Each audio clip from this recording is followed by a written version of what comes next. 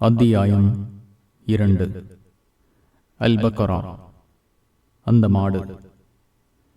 அளவற்ற அருளாளனும் நிகரற்ற அன்புடையோனுமாகிய அல்லாஹுவின் பெயரால். அலிஃப் லாம் மீம். இது வேதம், இதில் எந்த சந்தேகமும் இல்லை. இறைவனை அஞ்சுவோருக்கு இது வழிகாட்டி. அவர்கள் மறைவானவற்றை நம்புவார்கள், தொழுகையை நிலைநாட்டுவார்கள், நாம் அவர்களுக்கு வழங்கியவற்றிலிருந்து நல்வழியில் செலவிடுவார்கள். முகமதே, உமக்கு அருளப்பட்ட இவ்வேதத்தையும் உமக்கு முன் அருளப்பட்டதையும் அவர்கள் நம்புவார்கள், மறுமையையும் உறுதியாக நம்புவார்கள். அவர்களே தமது இறைவனிடமிருந்து பெற்ற நேர் வழியில் இருப்பவர்கள், அவர்களே வெற்றியாளர்கள். ஏன் இறைவனை மறுப்போரை நீர் எச்சரிப்பதும் எச்சரிக்காமல் இருப்பதும் அவர்களை பொறுத்தவரை சமமானதே. அவர்கள் நம்பிக்கை கொள்ள மாட்டார்கள். அவர்களது உள்ளங்களிலும் செவியிலும் அல்லாஹ் முத்திரையிட்டு விட்டான். அவர்களின் பார்வைகளில் திரை உள்ளது. அவர்களுக்கு கடும் வேதனையும் உண்டு. அல்லாஹுவையும் இறுதி நாளையும் நம்பினோம் என கூறுவோரும் மனிதர்களில் உள்ளனர். ஆனால் அவர்கள் நம்புவோர் அல்லர். அல்லாஹுவையும் நம்பிக்கை கொண்டோரையும் அவர்கள் ஏமாற்ற நினைக்கின்றனர். உண்மையில் அவர்கள் தம்மை தாமே ஏமாற்றிக் கொள்கின்றனர். அவர்கள் உணர்வதில்லை. அவர்களின் உள்ளங்களில் நோய் இருக்கிறது. அல்லாஹுவும் அவர்களுக்கு நோயை அதிகமாக்கிவிட்டான். பொய் சொல்வோராக இருந்ததால் அவர்களுக்கு துன்புறுத்தும் வேதனை உண்டு. பூமியில் குழப்பம் செய்யாதீர்கள் என்று அவர்களிடம் கூறப்படும் போது நாங்கள் சீர்திருத்தம் செய்வோரே என கூறுகின்றனர். கவனத்தில் கொள்க, அவர்களை குழப்பம் செய்பவர்கள் எனினும் அவர்கள் உணரமாட்டார்கள். இந்த மக்கள் நம்பிக்கை கொண்டது போல் நீங்களும் நம்பிக்கை கொள்ளுங்கள் என்று அவர்களிடம் கூறப்படும் போது இம்மூடர்கள் நம்பிக்கை கொண்டது போல் நம்புவோமா என கேட்கின்றனர். கவனத்தில் கொள்க, அவர்களே மூடர்கள், ஆயினும் அறிந்து கொள்ள மாட்டார்கள். நம்பிக்கை கொண்டோரை அவர்கள் சந்திக்கும் போது நம்பிக்கை கொண்டுள்ளோம் என கூறுகின்றனர். தமது ஷைத்தான்களுடன் தனித்திருக்கும் போது நாங்கள் உங்களை சேர்ந்தவர்களே, நாங்கள் அவர்களை கேலி செய்வோரே என கூறுகின்றனர். அல்லாஹுவோ அவர்களை கேலி செய்கிறான். அவர்களது அத்துமீறலில் அவர்களை தடுமாற விட்டு விடுகிறான். அவர்களே நேர் வழியை விற்று வழிகேட்டை வாங்கியவர்கள். எனவே அவர்களின் வியாபாரம் பயன் தராது. அவர்கள் நேர் வழி பெற்றோரும் அல்லர். ஒருவன் நெருப்பை மூட்டுகிறான். அந்த நெருப்பு அவனை சுற்றியுள்ளதை வெளிச்சமாக்கிய போது அவர்களின் ஒளியை போக்கி பார்க்க முடியாமல் இருள்களில் அவர்களை அல்லாஹ் விட்டுவிட்டான். இவனது தன்மை போன்றே வழிகேட்டை வாங்கிய இவர்களது தன்மையும் உள்ளது. இவர்கள் செவிடர்கள், ஊமைகள், குருடர்கள். எனவே இவர்கள் நல்வழிக்கு திரும்ப மாட்டார்கள். அல்லது இவர்களது தன்மை வானிலிருந்து விழும் மழை போன்றது. அதில் இருள்களும் இடியும் மின்னலும் உள்ளன. இடி முழக்கத்தால் மரணத்திற்கு அஞ்சி தமது விரல்களை காதுகளில் வைத்துக் கொள்கின்றனர். தன்னை ஏற்க மறுப்போரை அல்லாஹ் முழுமையாக அறிபவன். அவர்களின் பார்வைகளை மின்னல் பறித்துவிட பார்க்கிறது. அது அவர்களுக்கு வெளிச்சத்தை ஏற்படுத்தும் போது அதில் நடக்கின்றனர். அவர்களை இருள் சூழ்ந்து கொள்ளும் போது நின்று விடுகின்றனர். அல்லாஹ் நாடியிருந்தால் அவர்களின் செவியையும் பார்வைகளையும் போக்கியிருப்பான். எல்லா பொருட்களின் மீதும் அல்லாஹ் ஆற்றலுடையவன். மனிதர்களே, உங்களையும் உங்களுக்கு முன் சென்றோரையும் படைத்த உங்கள் இறைவனையை வணங்குங்கள். இதனால் தண்டனையிலிருந்து தப்பித்துக் கொள்வீர்கள். அவனே பூமியை உங்களுக்கு விரிப்பாகவும் வானத்தை முகடாகவும் அமைத்தான். வானிலிருந்து தண்ணீரையும் இறக்கினான். அதன் மூலம் கனிகளை உங்களுக்கு உணவாக பூமியிலிருந்து வெளிப்படுத்தினான். எனவே அறிந்து கொண்டே அல்லாஹுக்கு நிகராக எவரையும் கற்பனை செய்யாதீர்கள். நமது அடியாருக்கு முகமதுக்கு நாம் அருளியதில் நீங்கள் சந்தேகம் கொண்டு அதில் நீங்கள் உண்மையாளர்களாகவும் இருந்தால் இது போன்ற ஒரு அத்தியாயத்தை கொண்டு வாருங்கள். அல்லாஹுவை தவிர ஏனைய உங்கள் உதவியாளர்களையும் அழைத்துக் கொள்ளுங்கள். உங்களால் இதை செய்யவே முடியாது. நீங்கள் செய்யாவிட்டால் நரக நெருப்புக்கு அஞ்சுங்கள். கெட்ட மனிதர்களும் கற்களுமே அதன் எரிபொருட்கள். ஏக இறைவனை மறுப்போருக்காகவே அது தயாரிக்கப்பட்டுள்ளது. நம்பிக்கை கொண்டு நல்லறங்கள் செய்வோருக்கு சொர்க்கச் சோலைகள் உள்ளன என்று நற்செய்தி கூறுவீராக. அவற்றின் கீழ்ப்பகுதியில் ஆறுகள் ஓடும். அதில் ஏதாவது கனி அவர்களுக்கு உணவாக வழங்கப்படும் போதெல்லாம் இதற்கு முன் இதுதானே நமக்கு வழங்கப்பட்டது என கூறுவார்கள். இதே தோற்றமுடையதுதான் முன்னரும் கொடுக்கப்பட்டிருந்தது. அங்கே அவர்களுக்கு தூய்மையான துணைகளும் உள்ளனர். அதில் அவர்கள் நிரந்தரமாக இருப்பார்கள். கொசுவையோ அதைவிட அற்பமானதையோ உதாரணமாக கூற அல்லாஹ் வெட்கப்பட மாட்டான். நம்பிக்கை கொண்டோர் இது தமது இறைவனிடமிருந்து வந்த உண்மை என்பதை அறிந்து கொள்கின்றனர். ஆனால் ஏக இறைவனை மறுப்போர் இதன் மூலம் அல்லாஹ் என்ன ஓமையை நாடுகிறான் என்று கேட்கின்றனர். இவ்வுதாரணத்தின் மூலம் அல்லாஹ் பலரை வழிகேட்டில் விடுகிறான். இதன் மூலம் பலரை நேர் வழியில் செலுத்துகிறான். குற்றம் புரிவோரை தவிர மற்றவர்களை இதன் மூலம் அவன் வழிகேட்டில் விடுவதில்லை. அவர்கள் அல்லாஹுவின் உடன்படிக்கையை உறுதிப்படுத்திய பின் முறிக்கின்றனர். இணைக்கப்பட வேண்டும் என அல்லாஹ் கட்டளையிட்டதை உறவை முறிக்கின்றனர். பூமியில் குழப்பம் விளைவிக்கின்றனர். அவர்களை இழப்பை அடைந்தவர்கள். அல்லாஹுவை எப்படி மறுக்கின்றீர்கள்? உயிரற்று இருந்த உங்களுக்கு அவன் உயிரூட்டினான்.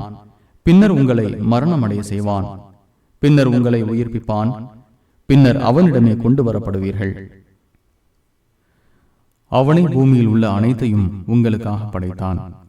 பின்னர் வானத்தை நாடி அவற்றை 7 வானங்களாக ஒழுங்குபடுத்தினான்.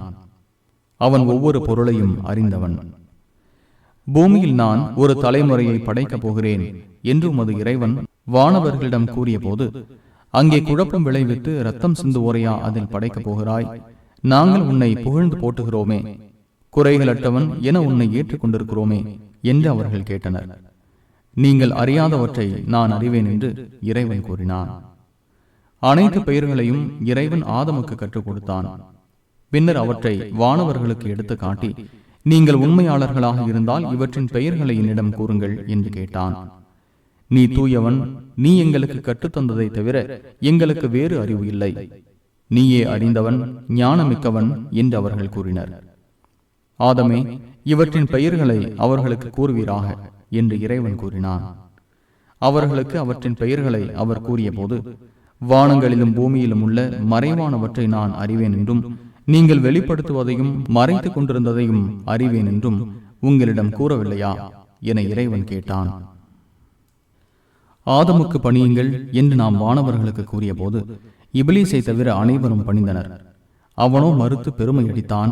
நம்மை மறுப்பவனாக ஆகிவிட்டான். ஆதமே, நீயும் உன் மனைவியும் இந்த சொர்க்கத்தில் குடியிருங்கள். இந்த சொர்க்கத்தில் குடியிருங்கள். இருவரும் விரும்பியவாறு தாராளமாக இதில் உண்ணுங்கள். இந்த மரத்தை மட்டும் நெருங்காதீர்கள். நெருங்கினால் அநீதி இழைத்தோராவீர்கள் என்று நாம் கூறினோம். அவ்விருவரையும் அங்கிருந்து ஷைத்தான் அப்புறப்படுத்தினான். அவர்கள் இருந்த உயர்ந்த நிலையிலிருந்து அவர்களை வெளியேற்றினான். இறங்குங்கள், உங்களில் சிலர் மற்றும் சிலருக்கு எதிரிகள். உங்களுக்கு பூமியில் குறிப்பிட்ட காலம் வரை வாழ்விடமும் வசதியும் உள்ளன என்றும் நாம் கூறினோம். பாவ மன்னிப்பிற்குரிய சில வார்த்தைகளை தமது இறைவனிடமிருந்து ஆதம் பெற்றுக் கொண்டார். எனவே அவரை இறைவன் மன்னித்தான். அவன் மன்னிப்பை ஏற்பவன் நிகரற்ற அன்புடையோன். இங்கிருந்து அனைவரும் இறங்கிவிடுங்கள். என்னிடமிருந்து உங்களுக்கு நேர் வழி வரும்போது எனது நேர் வழியை பின்பற்றுவோருக்கு எந்த அச்சமும் இல்லை, அவர்கள் கவலைப்படவும் மாட்டார்கள் என்று கூறினோம். நம்மை மறுத்து நமது வசனங்களை பொய்யென கருதியோர் தாம் நரகவாசிகள். அதில் அவர்கள் நிரந்தரமாக இருப்பார்கள் என்றும் கூறினோம். இஸ்ராயலின் மக்களே, உங்களுக்கு நான் வழங்கிய அருட்கொடையை எண்ணி பாருங்கள். என் உடன்படிக்கையை நிறைவேற்றுங்கள். உங்கள் உடன்படிக்கையை நான் நிறைவேற்றுவேன். என்னையே அஞ்சுங்கள். உங்களிடம் உள்ள வேதத்தை உண்மைப்படுத்தும் வகையில் நான் அருளிய குர்ஆன் எனும் வேதத்தை நம்புங்கள். இதை மறுப்போரில் முதன்மையாகாதீர்கள். எனது வசனங்களை அற்ப விலைக்கு விற்காதீர்கள். எனக்கே அஞ்சுங்கள். அறிந்து கொண்டே சரியானதை தவறானதுடன் கலக்காதீர்கள். உண்மையை மறைக்காதீர்கள். தொழுகை நிலைநாட்டுங்கள். ஜக்காத்தையும் கொடுங்கள். ருக்கு செய்வோருடன் ருக்கு செய்யுங்கள். வேதத்தை படித்துக் கொண்டே உங்களை மறந்துவிட்டு மக்களுக்கு நன்மையை ஏவுகிறீர்களா? நீங்கள் சிந்திக்க வேண்டாமா? பொறுமை மூலமும் தொழுகை மூலமும் உதவி தேடுங்கள். பணி உடையோரை தவிர மற்றவர்களுக்கு இது பாரமாகவே இருக்கும். பணி உடையோர் யாரெனில் தமது இறைவனை சந்திக்க உள்ளோம் என்றும் அவனிடம் திரும்பி செல்லவிருக்கிறோம் என்றும் அவர்கள் நம்புவார்கள். இஸ்ராயலின் மக்களே, உங்களுக்கு நான் வழங்கிய அருட்கொடையையும் உலக மக்கள் அனைவரையும் விட உங்களை நான் மேன்மைப்படுத்தி இருந்ததையும் எண்ணி பாருங்கள். ஒருவர் இன்னொருவருக்கு எந்த பயனும் அளிக்க முடியாத நாளை அஞ்சுங்கள். அந்நாளில் எவரிடமிருந்தும் எந்த பரிந்துரையும் ஏற்கப்படாது, எவரிடமிருந்தும் எந்த ஈடும் பெற்றுக் கொள்ளப்படாது. அவர்கள் உதவி செய்யப்படவும் மாட்டார்கள். ஃபிரௌனின் ஆட்களிடமிருந்து உங்களை நாம் காப்பாற்றியதை எண்ணி பாருங்கள். அவர்கள் உங்களுக்கு கடுமையான வேதனையை அனுபவிக்க செய்தார்கள். உங்கள் ஆண் மக்களை கொலை செய்துவிட்டு பெண்களை உயிருடன் விட்டனர். உங்கள் இறைவனிடமிருந்து இது மிக பெரும் சோதனையாக இருந்தது. உங்களுக்காக கடலை பிளந்து உங்களை காப்பாற்றி நீங்கள் பார்த்து கொண்டிருக்கும் போதே ஃபிரௌனின் ஆட்களை நாம் மூழ்கடித்ததை எண்ணி பாருங்கள். மூசாவுக்கு 40 இரவுகளை நாம் வாக்களித்ததையும் எண்ணி பாருங்கள். அவருக்கு பின் நீங்கள் அநீதி இழைத்து காளை கன்றை கடவுளாக கற்பனை செய்தீர்கள். நீங்கள் நன்றி செலுத்துவதற்காக இதன் பின்னரும் உங்களை மன்னித்தோம். நீங்கள் நேர்வழி பெறுவதற்காக வேதத்தையும் பொய்யை விட்டு உண்மையை பிரித்து காட்டும் வழிமுறையையும் மூசாவுக்கு நாம் வழங்கியதை எண்ணி பாருங்கள். என் சமுதாயமே, காளை கன்றை கடவுளாக கற்பனை செய்ததன் மூலம் உங்களுக்கே தீங்கிழைத்து விட்டீர்கள். எனவே உங்களை படைத்தவனிடம் மன்னிப்பு கேளுங்கள். உங்களையே கொண்டு விடுங்கள். இதுவே உங்களை படைத்தவனிடம் உங்களுக்கு நல்லது என்று மூசா தமது சமுதாயத்திற்கு கூறியதை நினைவூட்டுவீராக. அவன் உங்களை மன்னித்தான். அவனை மன்னிப்பை ஏற்பவன் நிகரற்ற அன்புடையோன். மூசாவே, அல்லாஹுவை நேரில் பார்க்காதவரை உம்மை நம்பவே மாட்டோம் என்று நீங்கள் கூறிய போது நீங்கள் பார்த்து கொண்டிருக்கும் நிலையிலேயே உங்களை இடி முழக்கம் தாக்கியது. பின்னர் நீங்கள் நன்றி செலுத்துவதற்காக நீங்கள் மரணித்த பின் உங்களை உயிர்ப்பித்தோம். உங்கள் மீது மேகத்தை நிழலிட செய்தோம். மண்ணு சல்வா எனும் உணவை உங்களுக்கு இறக்கினோம். நாம் உங்களுக்கு வழங்கிய தூய்மையானவற்றை உண்ணுங்கள் என்று கூறினோம். அவர்கள் நமக்கு தீங்கிழைக்கவில்லை, மாறாக தமக்கு தாமே தீங்கிழைத்துக் கொண்டனர். இவ்வூருக்குள் செல்லுங்கள். அங்கே விரும்பியவாறு தாராளமாக உண்ணுங்கள். வாசல் வழியாக பணிவாக நுழையுங்கள். மன்னிப்பு என்று கூறுங்கள். உங்கள் தவறுகளை மன்னிப்போம். நன்மை செய்வோருக்கு அதிகமாக வழங்குவோம் என்று நாம் கூறியதை எண்ணி பாருங்கள். ஆனால் அநீதி இழைத்தோர் தமக்கு கூறப்பட்டதை விடுத்து கூறப்படாத வேறு சொல்லாக மாற்றினார்கள். எனவே அநீதி இழைத்து குற்றம் புரிந்ததால் வானத்திலிருந்து வேதனையை அவர்களுக்கு இறக்கினோம். மூசா தமது சமுதாயத்திற்காக நம்மிடம் தண்ணீர் வேண்டிய போது உமது கைத்தடியால் அந்த பாறையில் அடிப்பீராக என்று கூறினோம். உடனே அதில் 12 ஊற்றுகள் பீரிட்டன. ஒவ்வொரு கூட்டத்தாரும் தத்தமது நீர்த்துறையை அறிந்து கொண்டனர். அல்லாஹ் வழங்கியதை உண்ணுங்கள், பருகுங்கள், பூமியில் குழப்பம் விளைவித்து தெரியாதீர்கள் என்று கூறினோம். மூசாவே, ஒரே வகையான உணவை சகித்துக் கொள்ளவே மாட்டோம். எனவே எங்களுக்காக உமது இறைவனிடம் பிரார்த்தனை செய்வீராக. பூமி விளைவிக்கின்ற கீரைகள், வெள்ளரிக்காய், பூண்டு, பருப்பு, வெங்காயம் ஆகியவற்றை அவன் எங்களுக்கு வெளிப்படுத்துவான் என்று நீங்கள் கூறிய போது சிறந்ததற்கு பகரமாக தாழ்ந்ததை மாற்றி கேட்கிறீர்களா? ஏதோ ஒரு நகரத்தில் தங்கிவிடுங்கள், நீங்கள் கேட்டது உங்களுக்கு உண்டு என்று அவர் கூறினார். அவர்களுக்கு இழிவும் வறுமையும் விதிக்கப்பட்டன. அல்லாஹுவின் கோபத்திற்கும் ஆளானார்கள். அல்லாஹுவின் வசனங்களை மறுப்போராக அவர்கள் இருந்ததும் நியாயமின்றி நபிமார்களை கொண்டதும் இதற்கு காரணம். மேலும் பாவம் செய்து வரம்பு மீறி கொண்டே இருந்ததும் இதற்கு காரணம். நம்பிக்கை கொண்டோர் யூதர்கள், கிறிஸ்தவர்கள் மற்றும் சாபியன்களில் அல்லாஹுவையும் இறுதி நாளையும் நம்பி நல்லறம் செய்வோருக்கு அவர்களின் கூலி அவர்களின் இறைவனிடம் உண்டு. அவர்களுக்கு எந்த பயமும் இல்லை, கவலைப்படவும் மாட்டார்கள். உங்களுக்கு நாம் வழங்கிய வேதத்தை பலமாக பிடித்துக் கொண்டு அதில் உள்ளதை சிந்தியுங்கள். அப்போது நீங்கள் நம்மை அஞ்சுவீர்கள் என்று தூர் மலையை உங்களுக்கு மேல் உயர்த்தி உங்களிடம் நாம் உடன்படிக்கை எடுத்ததை எண்ணி பாருங்கள். இதன் பின்னரும் புறக்கணித்தீர்கள். அல்லாஹுவின் அருளும் கருணையும் உங்களுக்கு இல்லாதிருந்தால் இழப்பை அடைந்திருப்பீர்கள். உங்களில் சனிக்கிழமையில் வரம்பு மீறியோரை அறிவீர்கள். இழிந்த குரங்குகளாக ஆகுங்கள் என்று அவர்களுக்கு கூறினோம். அதை அக்காலத்தவருக்கும் அடுத்து வரும் காலத்தவருக்கும் பாடமாகவும் நம்மை அஞ்சுவோருக்கு படிப்பினையாகவும் ஆக்கினோம்.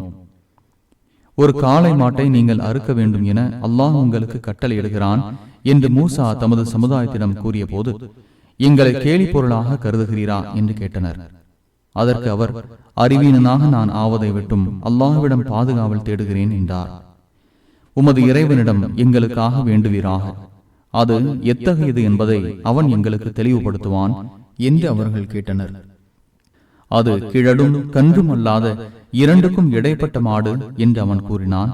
எனவே உங்களுக்கு கட்டளையிடப்பட்டதை செய்யுங்கள் என்று அவர் கூறினார். உமது இறைவனிடம் எங்களுக்காக வேண்டுவீராக, அதன் நிறம் என்ன என்பதை எங்களுக்கு அவன் விளக்குவான் என்று அவர்கள் கேட்டனர். அது பார்ப்போரை பரவசப்படுத்துகிற கருமஞ்சள் நிற மாடு என்று அவன் கூறினான் என்றார். உமது இறைவனிடம் எங்களுக்காக வேண்டுவீராக, அது எத்தகையது என்பதை அவன் எங்களுக்கு தெளிவுபடுத்துவான். அந்த மாடு எங்களை குழப்புகிறது. அல்லாஹ் நாடினால் நாங்கள் வழி காண்போம் என்று அவர்கள் கூறினர். அது நிலத்தை உழவோ விவசாயத்திற்கு நீர் இறைக்கவோ பழக்கப்படுத்தப்படாத மாடு, குறைகளற்றது, தழும்புகள் இல்லாதது என்று அவன் கூறுவதாக மூசா கூறினார். இப்போதுதான் சரியாக சொன்னீர் என்று கூறி செய்ய முடியாத நிலையிலும் மிகுந்த சிரமப்பட்டு அம்மாட்டை அவர்கள் அறுத்தனர். நீங்கள் ஒருவரை கொன்றுவிட்டு அது குறித்து விவாதித்துக் கொண்டிருந்ததையும் எண்ணி பாருங்கள். நீங்கள் மறைத்துக் கொண்டிருந்ததை அல்லாஹ் வெளிப்படுத்துபவன். அந்த மாட்டின் ஒரு பகுதியால் அவரை கொல்லப்பட்டவரை அடியுங்கள் என்று கூறினோம். இவ்வாறே அல்லாஹ் இறந்தோரை உயிர்ப்பிக்கிறான். நீங்கள் விளங்குவதற்காக தனது சான்றுகளை உங்களுக்கு காட்டுகிறான். இதன் பின்னர் உங்கள் உள்ளங்கள் பாறையை போன்று அல்லது அதைவிட கடுமையாக இறுகிவிட்டன. ஏனெனில் சில பாறைகளில் ஆறுகள் பொங்கி வழிவதுண்டு, சில பாறைகள் பிளந்து அதில் தண்ணீர் வருவதுண்டு. அல்லாஹுவின் அச்சத்தால் உருண்டு விழும் பாறைகளும் உள்ளன. நீங்கள் செய்வதை அல்லாஹ் கவனிக்காதவனாக இல்லை. அவர்கள் இஸ்ரவேலர்கள் உங்களை நம்புவார்கள் என்று ஆசைப்படுகிறீர்களா? அவர்களில் ஒரு பகுதியினர் அல்லாஹுவின் வார்த்தைகளை செவியுற்று விளங்கிய பின் அறிந்து கொண்டே அதை மாற்றிவிட்டனர். அவர்கள் நம்பிக்கை கொண்டோரை காணும் போது நம்பிக்கை கொண்டுள்ளோம் என கூறுகின்றனர். அவர்களில் ஒருவர் மற்றவருடன் தனியாக இருக்கும்போது அல்லாஹ் உங்களுக்கு அருளியதை அவர்களுக்கு முஸ்லிம்களுக்கு கூறுவதால் உங்கள் இறைவனிடம் உங்களுக்கு எதிராக அவர்கள் வாதிடுவார்களே, விளங்க மாட்டீர்களா என்று கேட்கின்றனர். அவர்கள் மறைப்பதையும் வெளிப்படுத்துவதையும் அல்லாஹ் அறிகிறான் என்பதை அறிய மாட்டார்களா? அவர்களில் எழுத்தறிவற்றோரும் உள்ளனர். அவர்கள் பொய்களை தவிர வேதத்தை அறிந்து கொள்ள மாட்டார்கள். அவர்கள் கற்பனையை செய்கின்றனர். தம் கைகளால் நூலை எழுதி அதை அற்ப விலைக்கு விற்பதற்காக இது அல்லாஹ்விடமிருந்து வந்தது என்று கூறுவோருக்கு கேடுதான். அவர்களின் கைகள் எழுதியதற்காகவும் அவர்களுக்கு கேடு உள்ளது. அதன் மூலம் சம்பாதித்ததற்காகவும் அவர்களுக்கு கேடு உள்ளது. குறிப்பிட்ட நாட்கள் தவிர நரகம் எங்களை தீண்டாது எனவும் அவர்கள் கூறினர். அல்லாஹ்விடம் இது பற்றி ஏதாவது உடன்படிக்கை செய்துள்ளீர்களா? அவ்வாறு செய்திருந்தால் அல்லாஹ் தனது உடன்படிக்கையை மீறவே மாட்டான். அல்லது நீங்கள் அறியாததை அல்லாஹ்வின் மீது இட்டு கட்டி கூறுகிறீர்களா என்று கேட்பீராக. அவ்வாறில்லை. யாராக இருந்தாலும் தீமை செய்து அவர்களின் குற்றம் அவர்களை சுற்றி வளைத்துக் கொள்ளுமானால் அவர்கள் நரகவாசிகளே, அதில் அவர்கள் நிரந்தரமாக இருப்பார்கள். நம்பிக்கை கொண்டு நல்லறங்கள் செய்தோர்தாம் சொர்க்கவாசிகள், அதில் அவர்கள் நிரந்தரமாக இருப்பார்கள். அல்லாஹுவை தவிர யாரையும் நீங்கள் வணங்கக்கூடாது. பெற்றோருக்கும் உறவினர்களுக்கும் அனாதைகளுக்கும் ஏழைகளுக்கும் நல்லுதவி புரிய வேண்டும். மக்களிடம் அழகானதையே பேச வேண்டும். தொழுகை நிலைநாட்ட வேண்டும். ஜக்காத்தையும் கொடுக்க வேண்டும் என்று இஸ்ராயலின் மக்களிடம் நாம் உறுதிமொழி எடுத்த பின்னர் உங்களில் சிலரை தவிர மற்றவர்கள் புறக்கணித்து அலட்சியப்படுத்தினீர்கள். உங்கள் இரத்தங்களை ஓட்டிக் கொள்ளாதீர்கள். உங்கள் வீடுகளிலிருந்து உங்களை சேர்ந்தோரை வெளியேற்றாதீர்கள் என்று உங்களிடம் உறுதிமொழி எடுத்த போது நீங்களே சாட்சிகளாக இருந்து ஏற்றீர்கள். பின்னர் நீங்கள் உங்களை சேர்ந்தவர்களை கொலை செய்தீர்கள். உங்களில் ஒரு பகுதியினரை அவர்களது வீடுகளிலிருந்து விரட்டினீர்கள். அவர்களுக்கு எதிராக பாவமான காரியத்திலும் வரம்பு மீறலிலும் உதவி கொண்டீர்கள். உங்களிடம் யாரேனும் கைதிகளாக வந்தால் உங்கள் வேதத்தில் உள்ளபடி ஈட்டுத் தொகை பெற்றுக் கொள்கிறீர்கள். அதே வேதத்தில் உரிமையாளர்களை அவர்களின் வீடுகளிலிருந்து வெளியேற்றுவது தடை செய்யப்பட்டுள்ளது. வேதத்தில் ஒரு பகுதியை ஏற்று மறுபகுதியை மறுக்கிறீர்களா? உங்களில் இவ்வாறு செய்பவனுக்கு இவ்வுலக வாழ்க்கையில் இழிவை தவிர வேறு கூலி இல்லை. கியாமத் நாளில் கடுமையான வேதனைக்கு உட்படுத்தப்படுவார்கள். நீங்கள் செய்வதை அல்லாஹ் கவனிக்காதவனாக இல்லை. அவர்கள் தாம் மறுமையை விற்று இவ்வுலக வாழ்வை வாங்கியவர்கள். எனவே அவர்களுக்கு வேதனை லேசாக்கப்படாது. அவர்கள் உதவி செய்யப்படவும் மாட்டார்கள். மூசாவுக்கு வேதத்தை வழங்கினோம். அவருக்கு பின் பல தூதர்களை தொடர செய்தோம். மரியமின் மகன் ஈசாவுக்கு தெளிவான சான்றுகளை வழங்கினோம். ரூஹுல் குதுஸ் மூலம் அவரை பலப்படுத்தினோம். நீங்கள் விரும்பாததை தூதர்கள் கொண்டு வந்த போதெல்லாம் அகந்தை கொண்டீர்கள், சிலரை பொய்யரென்றீர்கள், சிலரை கொண்டீர்கள். எங்கள் உள்ளங்கள் மூடப்பட்டுள்ளன என்று கூறுகின்றனர். அவ்வாறில்லை. தன்னை மறுத்ததால் அல்லாஹ் அவர்களை சபித்தான். அவர்கள் மிக குறைவாகவே நம்பிக்கை கொள்கின்றனர். ஏக இறைவனை மறுப்போருக்கு எதிராக அவர்கள் இதற்கு முன் உதவி தேடி வந்தனர். அவர்களிடம் இருப்பதை உண்மைப்படுத்தும் வேதம் அல்லாஹ்விடமிருந்து அவர்களுக்கு வந்தபோது, அதாவது அவர்கள் அறிந்து வைத்திருந்தது அவர்களிடம் வந்தபோது அதை ஏற்க மறுத்துவிட்டனர். மறுப்போர் மீது அல்லாஹ்வின் சாபம் உள்ளது. அல்லாஹ் அருளியதை மறுப்பதற்கு பகரமாக தங்களே அவர்கள் விற்பனை செய்வது மிகவும் கெட்டது. அடியார்களில் தான் நாடியோருக்கு தனது அருளை அல்லாஹ் அருளியதில் பொறாமைப்பட்டதே இதற்கு காரணம். எனவே கோபத்திற்கு மேல் கோபத்திற்கு ஆளானார்கள். ஏக இறைவனை மறுப்போருக்கு இழிவுபடுத்தும் வேதனை இருக்கிறது. அல்லாஹ் அருளியதை நம்புங்கள் என்று அவர்களிடம் கூறப்பட்டால் எங்களுக்கு அருளப்பட்டதையே நம்புவோம் என்று கூறுகின்றனர். அதற்கு பிறகு உள்ளதை குர்ஆனை மறுக்கின்றனர். அது உண்மையாகவும் அவர்களிடம் இருப்பதை உண்மைப்படுத்தக்கூடியதாகவும் இருக்கிறது. நீங்கள் நம்பிக்கை கொண்டிருந்தால் இதற்கு முன் அல்லாஹுவின் நபிமார்களை ஏன் கொலை செய்தீர்கள் என்று கேட்பீராக. மூசா தெளிவான சான்றுகளுடன் உங்களிடம் வந்தார். அவருக்கு பின் அநீதி இழைத்து காளை கன்றை கடவுளாக கற்பனை செய்தீர்கள். உங்களிடம் நாம் உடன்படிக்கை எடுத்ததை எண்ணி பாருங்கள். தூர் மலையை உங்களுக்கு மேல் உயர்த்தினோம்.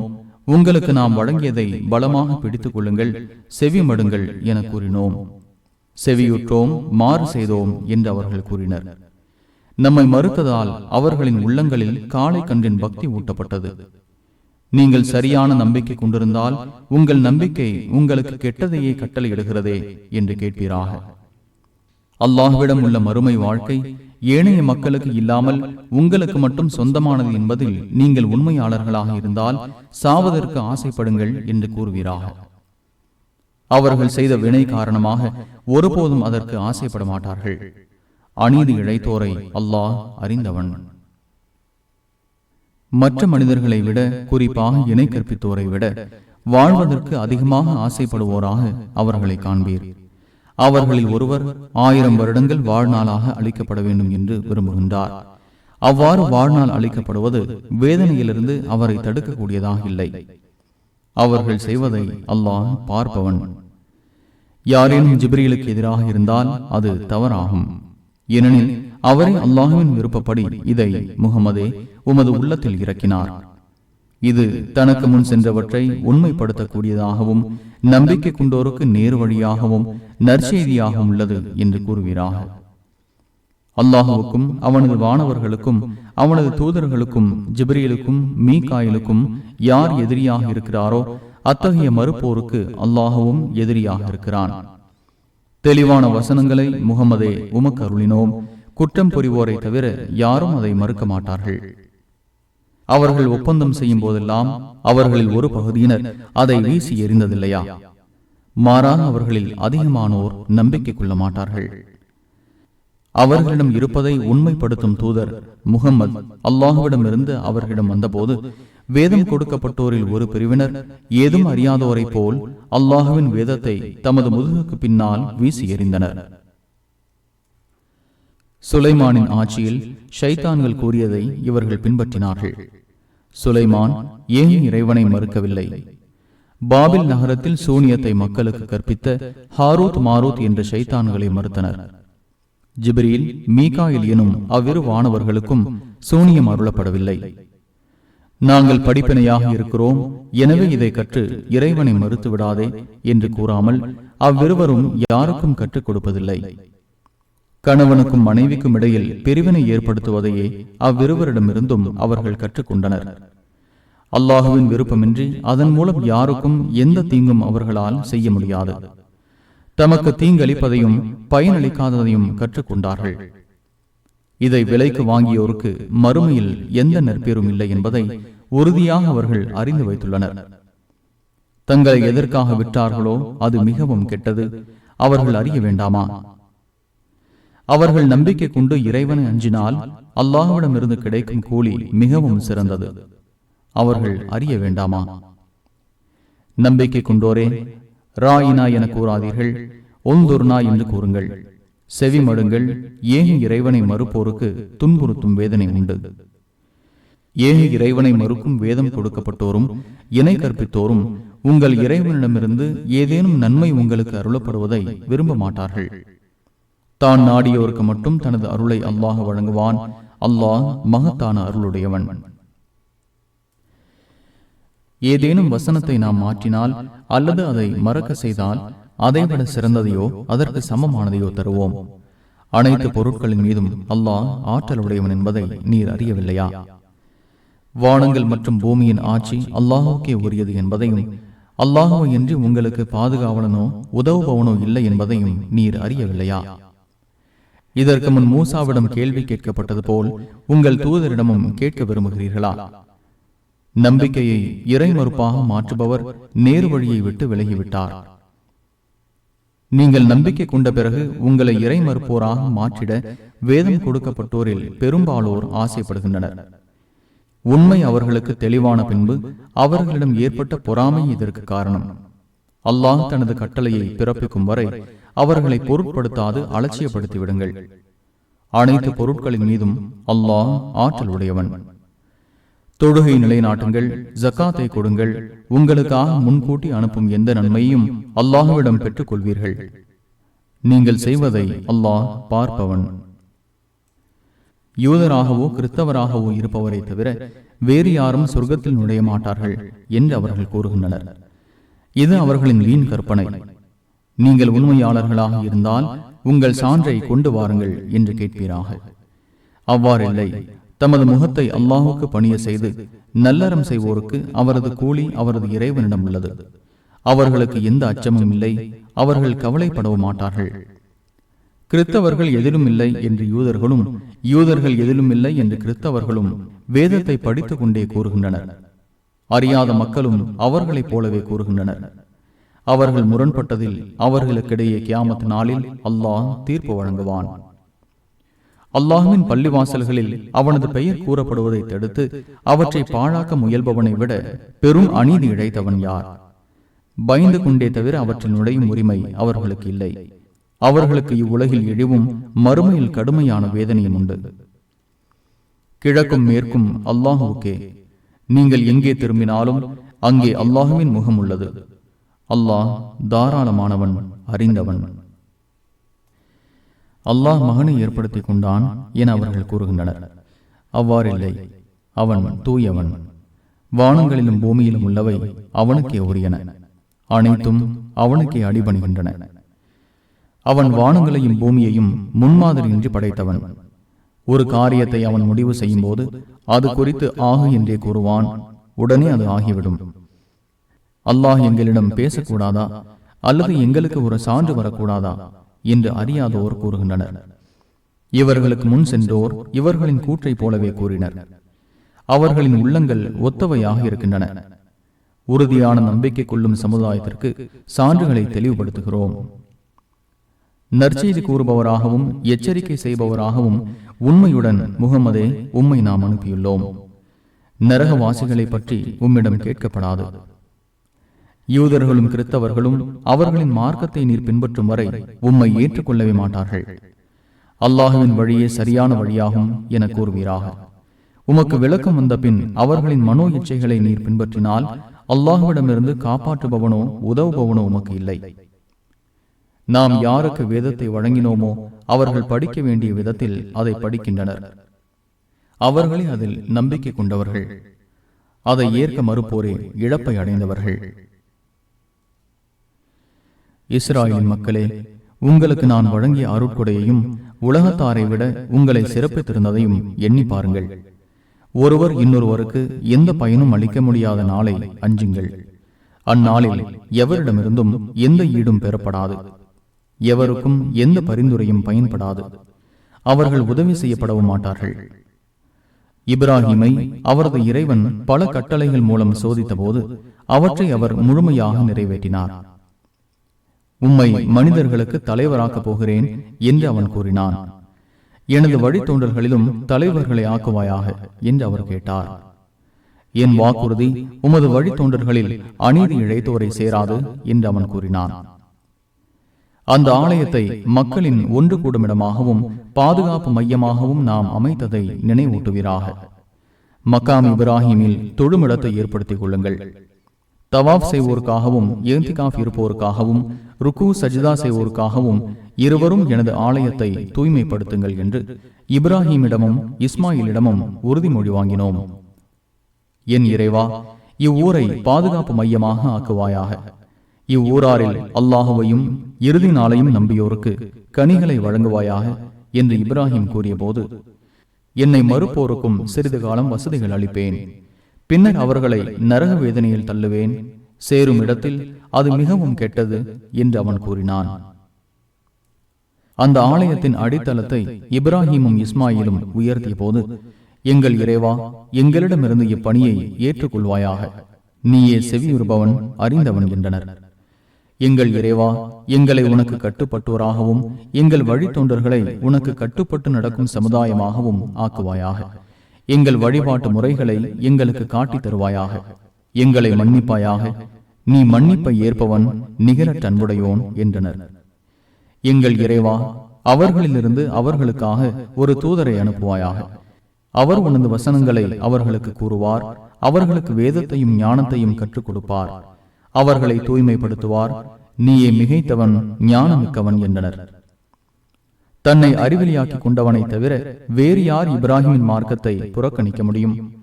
அவரை உலகில் நாம் தேர்வு செய்தோம், அவர் மறுமையில் நல்லோரில் இருப்பார். அவரது இறைவன் கட்டுப்படு என்று அவரிடம் கூறிய போது, அகிலத்தின் இறைவனுக்கு கட்டுப்பட்டேன் என்று அவர் கூறினார். என் மக்களே, அல்லாஹ் உங்களுக்காக இம்மார்க்கத்தை தேர்வு செய்துள்ளான். முஸ்லிம்களாகவே தவிர நீங்கள் மரணிக்க கூடாது என்று இப்ராஹிமும் யாக்கூபும் தமது பிள்ளைகளுக்கு வலியுறுத்தினர். யாக்கூபுக்கு மரணம் நெருங்கிய போது, நீங்கள் சாட்சிகளாக இருந்தீர்களா? எனக்கு பின் எதை வணங்குவீர்கள் என்று தமது பிள்ளைகளிடம் அவர் கேட்டபோது, உங்கள் இறைவனும் உங்கள் தந்தையரான இப்ராஹிம், இஸ்மாயில், இஸ்ஹாக் ஆகியோரின் இறைவனுமாகிய ஒரே இறைவனையே வணங்குவோம், நாங்கள் அவனுக்கே கட்டுப்பட்டவர்கள் என்றே பிள்ளைகள் கூறினர். அவர்கள் சென்றுவிட்ட சமுதாயம். அவர்கள் செய்தது அவர்களுக்கு, நீங்கள் செய்தது உங்களுக்கு. அவர்கள் செய்தது குறித்து நீங்கள் விசாரிக்கப்பட மாட்டீர்கள். யூதர்களாகவோ கிறிஸ்தவர்களாகவோ ஆகிவிடுங்கள், நேர்வழி பெறுவீர்கள் என்று அவர்கள் கூறுகின்றனர். அவ்வாறல்ல, உண்மை வழியில் நின்ற இப்ராஹிமின் மார்க்கத்தை பின்பற்றுவோம், அவர் இணை கற்பித்தவராக இருந்ததில்லை என கூறுவீராக. அல்லாஹுவையும் எங்களுக்கு அருளப்பட்டதையும் இப்ராஹிம், இஸ்மாயில், இஸ்ஹாக், யாக்கூப் மற்றும் அவரது வழித்தோன்றர்களுக்கு அருளப்பட்டதையும் மூசாவுக்கும் ஈசாவுக்கும் வழங்கப்பட்டதையும் ஏனைய நபிமார்களுக்கும் தமது இறைவனிடமிருந்து வழங்கப்பட்டதையும் நம்பினோம். அவர்களுக்கிடையே பாகுபாடு காட்ட மாட்டோம், அவனுக்கே நாங்கள் கட்டுப்பட்டவர்கள் என்று கூறுங்கள். நீங்கள் நம்பிக்கை கொண்டது போல் அவர்களும் நம்பிக்கை கொண்டால் நேர் வழி பெறுவர். புறக்கணிப்பார்களாயின் அவர்கள் முரண்பாட்டில் உள்ளனர். அவர்கள் விஷயத்தில் அல்லாஹ் உமக்கு போதுமானவன், அவன் செவியுறுபவன், அறிந்தவன். நாங்கள் அல்லாஹ் தீட்டும் வர்ணத்தை ஏற்பவர்கள். அல்லாஹுவை விட அழகிய வர்ணம் தீட்டுபவன் யார்? நாங்கள் அவனையே வணங்குபவர்கள் என்று கூறுங்கள். அல்லாஹுவை பற்றி எங்களிடம் விதண்டாவாதம் செய்கிறீர்களா? அவனே எங்கள் இறைவனும் உங்கள் இறைவனுமாவான். எங்கள் செயல்கள் எங்களுக்கு, உங்கள் செயல்கள் உங்களுக்கு. நாங்கள் அவனுக்கே உள தூய்மையுடன் நடப்பவர்கள் என்று கூறுவீராக. இப்ராஹிம், இஸ்மாயில், இஸ்ஹாக், யாக்கூப் மற்றும் அவரது வழித்தோன்றர்கள் யூதர்களாகவோ கிறிஸ்தவர்களாகவோ இருந்தார்கள் என்று கூறுகிறீர்களா? நன்கு அறிந்தோர் நீங்களா அல்லாஹுவா என்று கேட்பீராக. அல்லாஹுவிடமிருந்து தனக்கு கிடைத்த சான்றை மறைப்பவனை விட அநீதி இழைத்தவன் யார்? நீங்கள் செய்வதை அல்லாஹ் கவனிக்காதவனாக இல்லை. அவர்கள் சென்றுவிட்ட சமுதாயம். அவர்கள் செய்தது அவர்களுக்கு, நீங்கள் செய்தது உங்களுக்கு. அவர்கள் செய்ததை பற்றி நீங்கள் விசாரிக்கப்பட மாட்டீர்கள். ஏற்கனவே இருந்த அவர்களின் கிப்லாவை விட்டும் முஸ்லிம்கள் ஏன் திரும்பிவிட்டனர் என்று மனிதர்களில் அறிவெளிகள் கேட்பார்கள். கிழக்கும் மேற்கும் அல்லாஹுக்கே உரியன, அவன் நாடியோரை நேரான வழியில் செலுத்துகிறான் என்று கூறுவீராக. இவ்வாறு நீங்கள் மற்ற மக்களுக்கு எடுத்து சொல்வோராக திகழவும் இத்தூதர் முகம்மது உங்களுக்கு எடுத்து சொல்வோராக திகழவும் உங்களை நடுநிலையான சமுதாயமாக்கினோம். வந்த வழியே திரும்பி செல்வோரிலிருந்து இத்தூதரை பின்பற்றுவோரை அடையாளம் காட்டுவதற்காகவே ஏற்கனவே நீர் நோக்கிய கிப்லாவை நிர்ணயித்தோம். அல்லாஹ் யாருக்கு நேர்வழி காட்டினானோ அவரை தவிர மற்றவர்களுக்கு இது பாரமாகவே இருக்கிறது. அல்லாஹ் உங்கள் நம்பிக்கையை பாழாக்குபவனாக இல்லை. அல்லாஹ் மனிதர்கள் மீது இரக்கமுடையோன், நிகரற்ற அன்புடையோன். முகமதே, உம்முடைய முகம் வானத்தை நோக்கி அடிக்கடி திரும்புவதை காண்கிறோம். எனவே நீர் விரும்புகிற கிப்லாவை நோக்கி உம்மை திருப்புகிறோம். எனவே உமது முகத்தை மஸ்ஜிதுல் ஹராமின் திசையில் திருப்புவீராக. நீங்கள் எங்கே இருந்தாலும் உங்கள் முகங்களை அதன் திசையிலேயே திருப்பிக் கொள்ளுங்கள். இதுவே தமது இறைவனிடமிருந்து வந்த உண்மை என்று வேதம் கொடுக்கப்பட்டோர் அறிவார்கள். அவர்கள் செய்பவற்றை அல்லாஹ் கவனிக்காதவனாக இல்லை. வேதம் கொடுக்கப்பட்டோரிடம் அத்தனை சான்றுகளையும் முகம்மதே நீர் கொண்டு வந்தாலும் அவர்கள் உமது கிப்லாவை பின்பற்ற மாட்டார்கள். நீர் அவர்களின் கிப்லாவை பின்பற்றுபவராக இல்லை. அவர்களிடையே ஒருவர் மற்றவரின் கிப்லாவை பின்பற்றுபவராக இல்லை. உமக்கு விளக்கம் வந்த பின் அவர்களின் மனோ இச்சையை நீர் பின்பற்றினால் நீர் அநீதி இழைத்தவராவீர். நாம் யாருக்கு வேதத்தை வழங்கினோமோ அவர்கள் தமது பிள்ளைகளை அறிவது போல் இவரை அறிவார்கள். அவர்களில் ஒரு சாரார் அறிந்து கொண்டே உண்மையை மறைக்கின்றனர். இவ்வுண்மை இறைவனிடமிருந்து வந்ததாகும். எனவே சந்தேகம் கொள்பவராக ஆகிவிடாதீர். ஒவ்வொருவருக்கும் முன்னோக்கும் இலக்கு உள்ளது. அவர் அதை நோக்குகிறார். எனவே நன்மைகளுக்கு முந்திக் கொள்ளுங்கள். நீங்கள் எங்கே இருந்தாலும் உங்கள் அனைவரையும் அல்லாஹ் கொண்டு வருவான். அனைத்து பொருட்களின் மீதும் அல்லாஹ் ஆற்றலுடையவன். நீர் எங்கிருந்து புறப்பட்டாலும் உமது முகத்தை மஸ்ஜிதுல் ஹராம் திசையில் திருப்புவீராக. அதுவே இறைவனிடமிருந்து கிடைத்த உண்மை. நீங்கள் செய்வதை அல்லாஹ் கவனிக்காதவனாக இல்லை. நீர் எங்கிருந்து புறப்பட்டாலும் உமது முகத்தை மஸ்ஜிதுல் ஹராம் திசையில் திருப்புவீராக. எங்கே நீங்கள் இருந்தாலும் உங்கள் முகங்களை அதன் திசையிலேயே திருப்பிக் கொள்ளுங்கள்.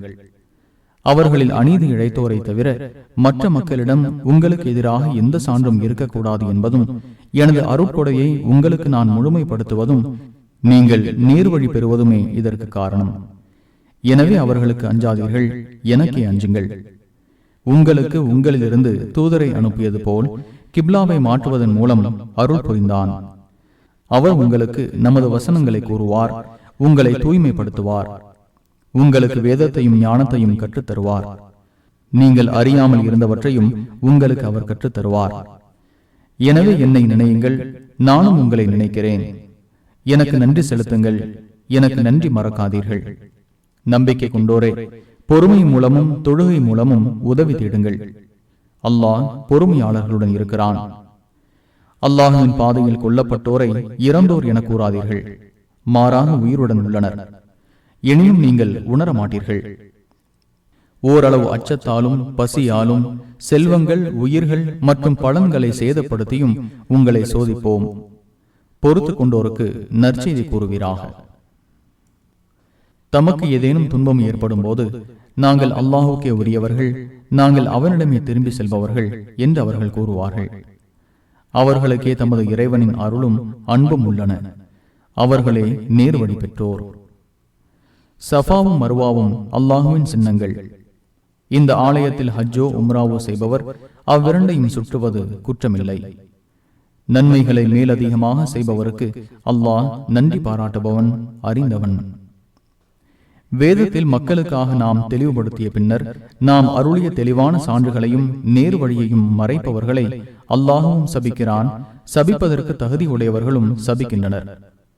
மன்னிப்பு கேட்டு தங்களை திருத்திக் கொண்டு மறைத்தவற்றை தெளிவுபடுத்தியோரை தவிர அவர்களை நான் மன்னிப்பேன். நான் மன்னிப்பை ஏற்பவன், நிகரற்ற அன்புடையோன். ஏகி இறைவனை மறுத்து நிலையிலேயே மரணித்தோர் மீது அல்லாஹுவின் சாபமும் வானவர்கள் மற்றும் அனைத்து நல்ல மனிதர்களின் சாபமும் உள்ளது. அதில் நிரந்தரமாக இருப்பார்கள். அவர்களுக்கு வேதனை லேசாக்கப்படாது. அவர்கள் அவகாசம் அளிக்கப்படவும் மாட்டார்கள். உங்கள் வணக்கத்திற்குரியவன் ஒரே ஒரு இறைவனே. அவனை தவிர வணக்கத்திற்குரியவன் வேறு யாரும் இல்லை. அவன் அளவற்ற அருளாளன், நிகரற்ற அன்புடையோன்.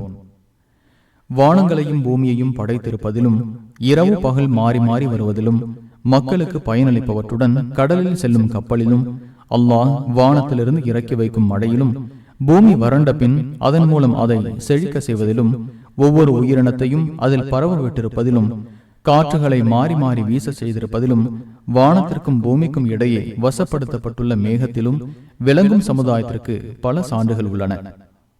அல்லாஹுவையின்றி பல கடவுள்களை கற்பனை செய்து அல்லாஹுவை விரும்புவது போல் அவர்களை விரும்புவோரும் மனிதர்களில் உள்ளனர்.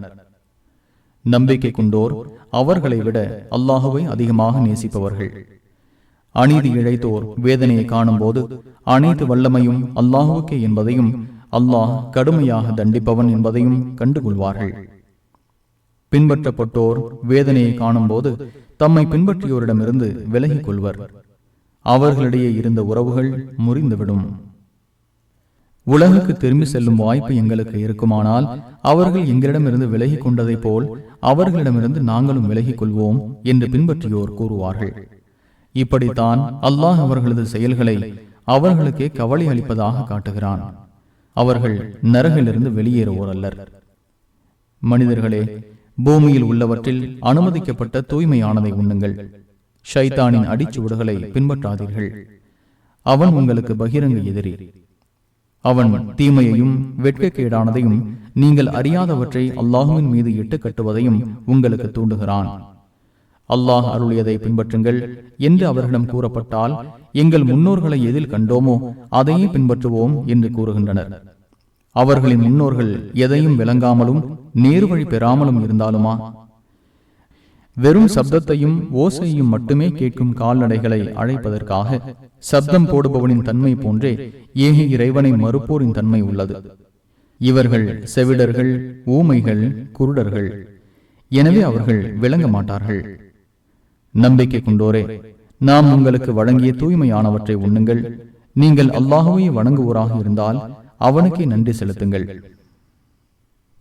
தாமாக செத்தவை, இரத்தம், பன்றியின் இறைச்சி, அல்லாஹ் அல்லாதோருக்காக அறுக்கப்பட்டவை ஆகியவற்றையே அவன் உங்களுக்கு தடை செய்துள்ளான். வரம்பு மீறாமலும் வலிய செல்லாமலும் நிர்பந்திக்கப்படுவோர் மீது எந்த குற்றமும் இல்லை. அல்லாஹ் மன்னிப்பவன், நிகரற்றன்புடையோன். அல்லாஹ் அருளிய வேதத்தை மறைத்து அதை அற்ப விலைக்கு விற்போர் தமது வயிறுகளில் நெருப்பை தவிர வேறு எதையும் சாப்பிடுவதில்லை. கியாமத் நாளில் அல்லாஹ் அவர்களுடன் பேச மாட்டான், அவர்களை தூய்மைப்படுத்தவும் மாட்டான். அவர்களுக்கு துன்புறுத்தும் வேதனையும் உண்டு. அவர்களை நேர்வழியை விற்று வழிகேட்டையும் மன்னிப்பை விற்று வேதனையையும் விலைக்கு வாங்கிக் கொண்டவர்கள். நரகத்தை சகித்துக் கொள்ளும் அவர்களின் துணிவை என்னவென்பது? அல்லாஹ் உண்மையை உள்ளடக்கிய வேதத்தை அருளியிருந்தும் அதை மறைத்ததே இதற்கு காரணம். வேதத்திற்கு முரண்படுவோர் உண்மையிலிருந்து தூரமான முரண்பாட்டிலேயே உள்ளனர். உங்கள் முகங்களை கிழக்கு நோக்கியோ மேற்கு நோக்கியோ திருப்புவது நன்மை என்று, மாறாக அல்லாஹுவையும் இறுதி நாளையும் வானவர்களையும் வேதத்தையும் நபிமார்களையும் நம்புவோரும் உறவினர்களுக்கும் அனாதைகளுக்கும் ஏழைகளுக்கும் நாடோடிகளுக்கும் யாசிப்போருக்கும் அடிமைகளை விடுதலை செய்வதற்கும் மன விருப்பத்துடன் செல்வத்தை வழங்குவோரும் தொழுகை நிலைநாட்டுவோரும் ஜக்காத்தை வழங்குவோரும் வாக்களித்தால் தமது வாக்கை நிறைவேற்றுவோரும் வறுமை, நோய் மற்றும் போர்க்களத்தில் சகித்துக் கொள்வோருமே நன்மை செய்பவர்கள்.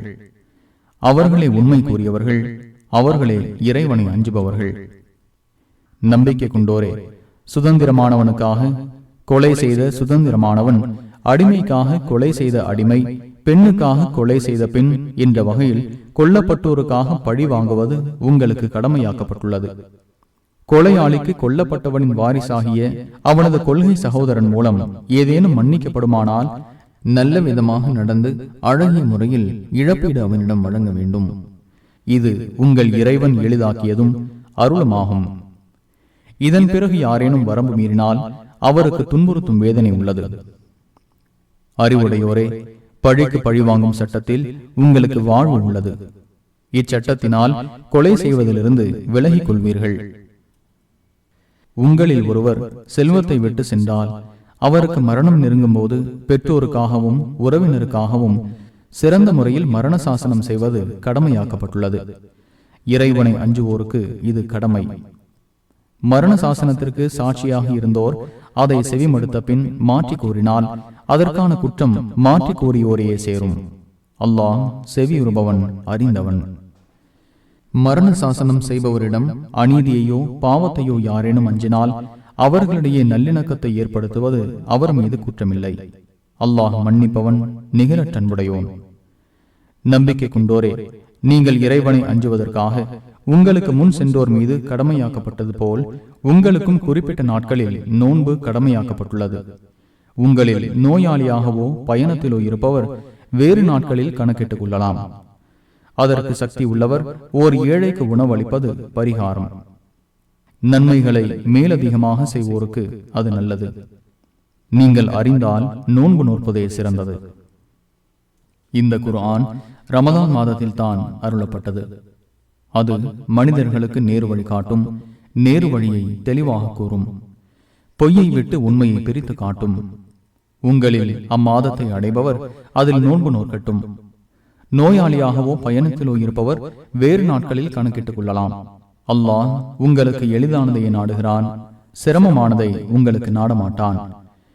எண்ணிக்கையை நீங்கள் முழுமையாக்குவதற்காகவும் உங்களுக்கு நேர்வழி காட்டியதற்காக நீங்கள் அல்லாஹுவை பெருமைப்படுத்திடவும் நன்றி செலுத்திடவும் வேறு நாட்களில் நோக்கும் சலுகை வழங்கப்பட்டது. என்னை பற்றி எனது அடியார்கள் உம்மிடம் கேட்டால், நான் அருகில் இருக்கிறேன், பிரார்த்திப்பவன் என்னை பிரார்த்திக்கும் போது பிரார்த்தனைக்கு பதில் அளிக்கிறேன். எனவே என்னிடமே பிரார்த்தனை செய்யட்டும், என்னையே நம்பட்டும். இதனால் அவர்கள் நேர்வழி பெறுவார்கள் என்பதை கூறுவீராக. நோன்பின் இரவில் உங்கள் மனைவியரிடம் கூடுவது உங்களுக்கு அனுமதிக்கப்பட்டுள்ளது. அவர்கள் உங்களுக்கு ஆடை, நீங்கள் அவர்களுக்கு ஆடை. உங்களுக்கு நீங்கள் துரோகம் செய்து கொண்டிருந்தது அல்லாஹுக்கு தெரியும். எனவே உங்கள் மன்னிப்பை ஏற்று உங்களை பிழை பொறுத்தான். இப்போது முதல் அவர்களுடன் கூடுங்கள். அல்லாஹ் உங்களுக்கு விதித்ததை சந்ததியை தேடுங்கள்.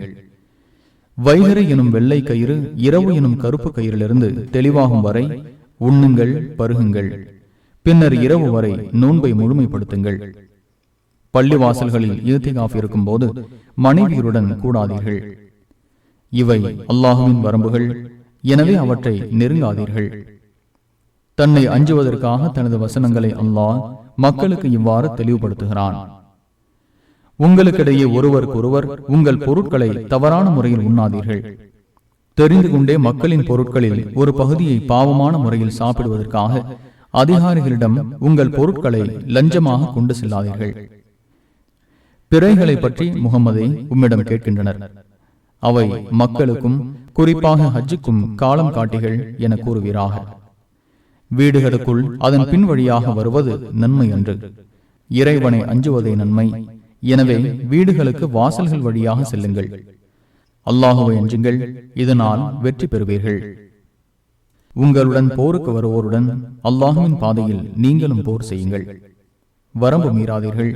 வரம்பு மீறியோரை அல்லாஹ் நேசிக்க மாட்டான். களத்தில் சந்திக்கும் போது அவர்களை கொள்ளுங்கள். அவர்கள் உங்களை வெளியேற்றியவாறு நீங்களும் அவர்களை வெளியேற்றுங்கள். கலகம் கொலையை விட கடுமையானது.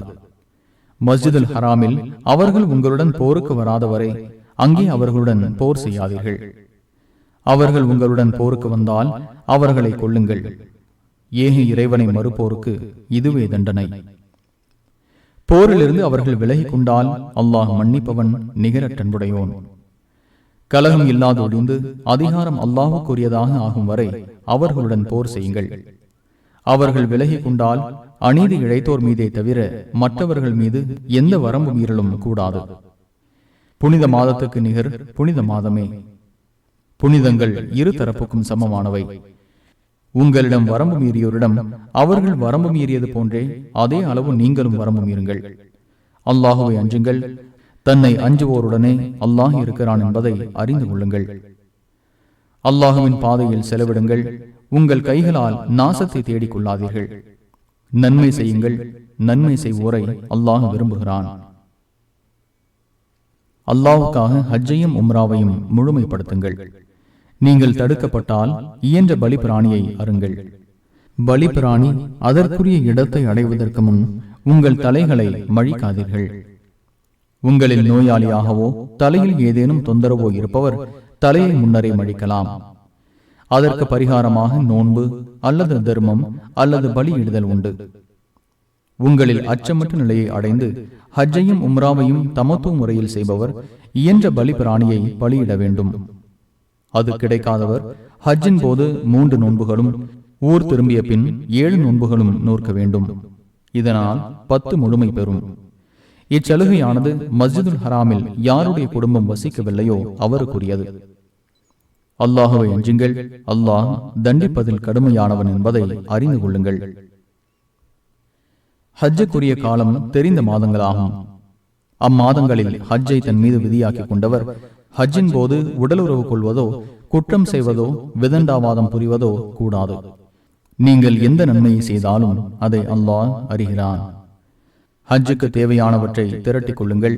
திரட்டிக் கொள்ள வேண்டியவற்றில் இறை அச்சமே மிகச் சிறந்தது. அறிவுடையோரே, என்னை அஞ்சுங்கள்.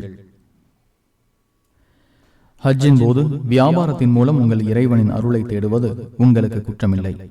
அரபாத் பெருவழியிலிருந்து நீங்கள் திரும்பும் போது மஷ்ருல் ஹராமில் அல்லாஹுவை நினையுங்கள். அவன் உங்களுக்கு காட்டி தந்தவாறு அவனை நினையுங்கள். இதற்கு முன் வழி தவறியிருந்தீர்கள். பின்னர் மக்கள் எங்கிருந்து புறப்படுகிறார்களோ அங்கிருந்து நீங்களும் புறப்படுங்கள். அல்லாஹுவிடம் மன்னிப்பு கேளுங்கள். அல்லாஹ் மன்னிப்பவன் நிகரற்ற அன்புடையோன்.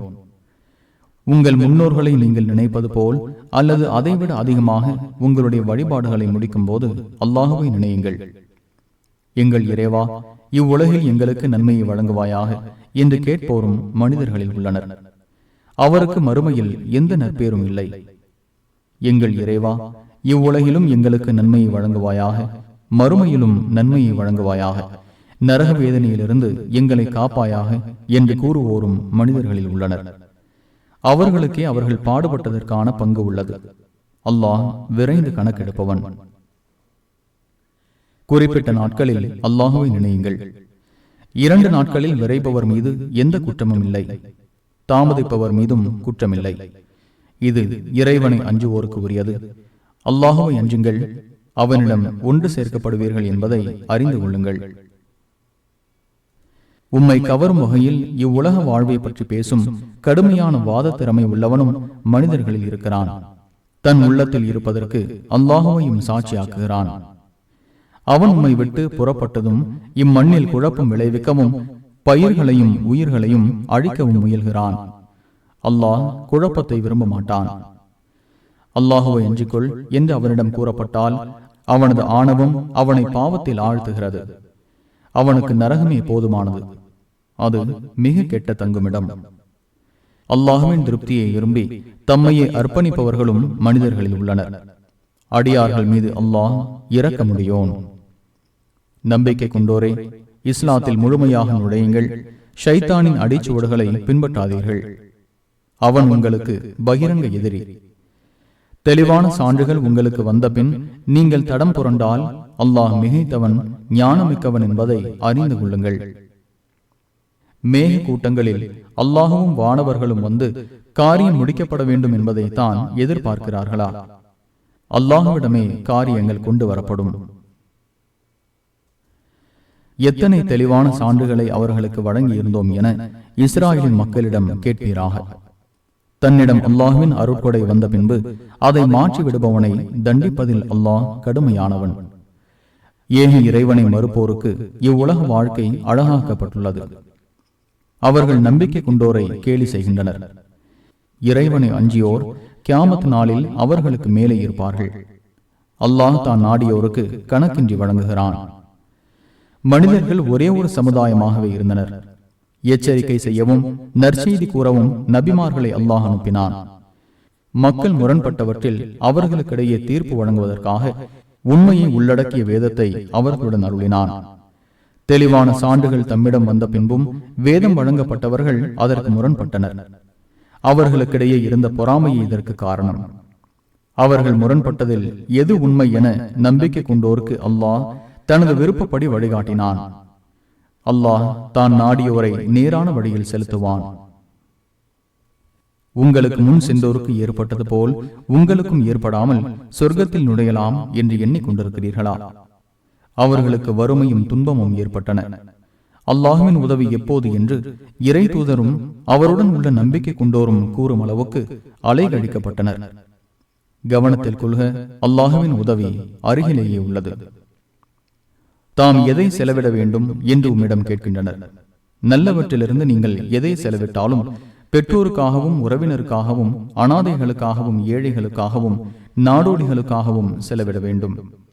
நீங்கள் எந்த நன்மையை செய்தாலும் அல்லாஹ் அதை அறிந்தவன் என கூறுவீராக. உங்களுக்கு வெறுப்பாக இருப்பினும் போர் செய்வது உங்களுக்கு கடமையாக்கப்பட்டுள்ளது. ஒன்றை நீங்கள் வெறுக்கலாம், அது உங்களுக்கு நன்மையானதாக இருக்கும். ஒன்றை நீங்கள் விரும்பலாம், அது உங்களுக்கு கெட்டதாக இருக்கும். அல்லாஹுவே அறிவான், நீங்கள் அறிய மாட்டீர்கள்.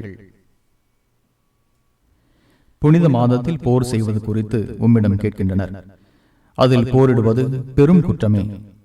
அல்லாஹுவின் பாதையை விட்டும் மஸ்ஜிதுல் ஹராமை விட்டும் மற்றவர்களை தடுப்பதும் அவனை ஏற்க மறுப்பதும், அதற்கு மஸ்ஜிதுல் ஹராமுக்கு உரியோரை அங்கிருந்து வெளியேற்றுவதும் அல்லாஹுவிடம் இதைவிட பெரியது. கொலையை விட கலகம் மிக பெரியது என கூறுவீராக. அவர்களுக்கு இயலுமானால் உங்கள் மார்க்கத்தை விட்டும் உங்களை மாற்றும் வரை உங்களுடன் போரிட்டுக் கொண்டே இருப்பார்கள். உங்களில் தனது மார்க்கத்தை விட்டும் மாறி ஏன் இறைவனை மறுப்போராக மரணித்தவரின் செயல்கள் இவ்வுலகிலும் மறுமையிலும் அழிந்துவிடும். அவர்கள் நரகவாசிகள், அதில் அவர்கள் நிரந்தரமாக இருப்பார்கள். நம்பிக்கை கொண்டு ஹிஜ்ரத் செய்து அல்லாஹுவின் பாதையில் அறப்போர் புரிந்தோரே அல்லாஹுவின் அருளை எதிர்பார்க்கின்றனர். அல்லாஹ் மன்னிப்பவன், நிகரற்ற அன்புடையோன். மது மற்றும் சூதாட்டம் பற்றி உம்மிடம் கேட்கின்றனர். அவ்விரண்டிலும் பெரும் கேடும் மக்களுக்கு சில பயன்களும் உள்ளன. அவ்விரண்டின் பயனை விட கேடு இவ்வுலகிலும் மறுமையிலும் மிக பெரியது என கூறுவீராக. தாங்கள் எதை செலவிட வேண்டும் என்று உம்மிடம் கேட்கின்றனர். உபரியானதை என கூறுவீராக. நீங்கள் சிந்திப்பதற்காக உங்களுக்கு தனது வசனங்களை அல்லாஹ் இவ்வாறு தெளிவுபடுத்துகிறான். அனாதைகளை பற்றியும் உம்மிடம் கேட்கின்றனர். அவர்களுக்காக நல் ஏற்பாடு செய்தல் சிறந்தது. நீங்கள் அவர்களுடன் கலந்து வாழ்ந்தால் அவர்கள் உங்கள் சகோதரர்கள். சீர்படுத்துவோனையும் சீரழிப்போனையும் அல்லாஹ் அறிகிறான்.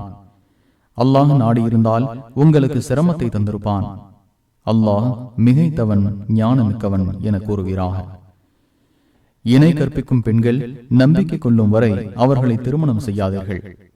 இணை கற்பிப்பவள் எவ்வளவுதான் உங்களை கவர்ந்தாலும் அவளை விட நம்பிக்கை கொண்ட அடிமை பெண் சிறந்தவள். இணை கற்பிக்கும் ஆண்கள் நம்பிக்கை கொள்ளும் வரை அவர்களுக்கு உங்கள் பெண்களை மனம் முடித்து கொடுக்காதீர்கள். இணை கற்பிப்பவன் உங்களை எவ்வளவுதான் கவர்ந்தாலும் அவனை விட நம்பிக்கை கொண்ட அடிமை சிறந்தவன். அவர்கள் நரகத்திற்கு அழைக்கின்றனர். அல்லாஹ் தனது விருப்பப்படி சொர்க்கத்திற்கும் மன்னிப்பிற்கும் அழைக்கிறான். படிப்பினை பெறுவதற்காக இறைவன் தனது வசனங்களை மனிதர்களுக்கு தெளிவுபடுத்துகிறான். மாதவிடாய் பற்றியும் உம்மிடம் கேட்கின்றனர். அது ஒரு தொல்லை. எனவே மாதவிடாயின் போது பெண்களை விட்டும் உடலுறவு கொள்ளாமல் விலகிக் கொள்ளுங்கள். அவர்கள் தூய்மையாகும் வரை அவர்களை நெருங்காதீர்கள். அவர்கள் தூய்மையாகிவிட்டால் அல்லாஹ் உங்களுக்கு கட்டளையிட்டவாறு அவர்களிடம் செல்லுங்கள். திருந்திக் கொள்வோரை அல்லாஹ் விரும்புகிறான், தூய்மையாக இருப்போரையும் விரும்புகிறான் என கூறுகிறாக. உங்கள் மனைவியர் உங்களின் விளைநிலங்கள். உங்கள் விளைநிலங்களுக்கு விரும்பியவாறு செல்லுங்கள்.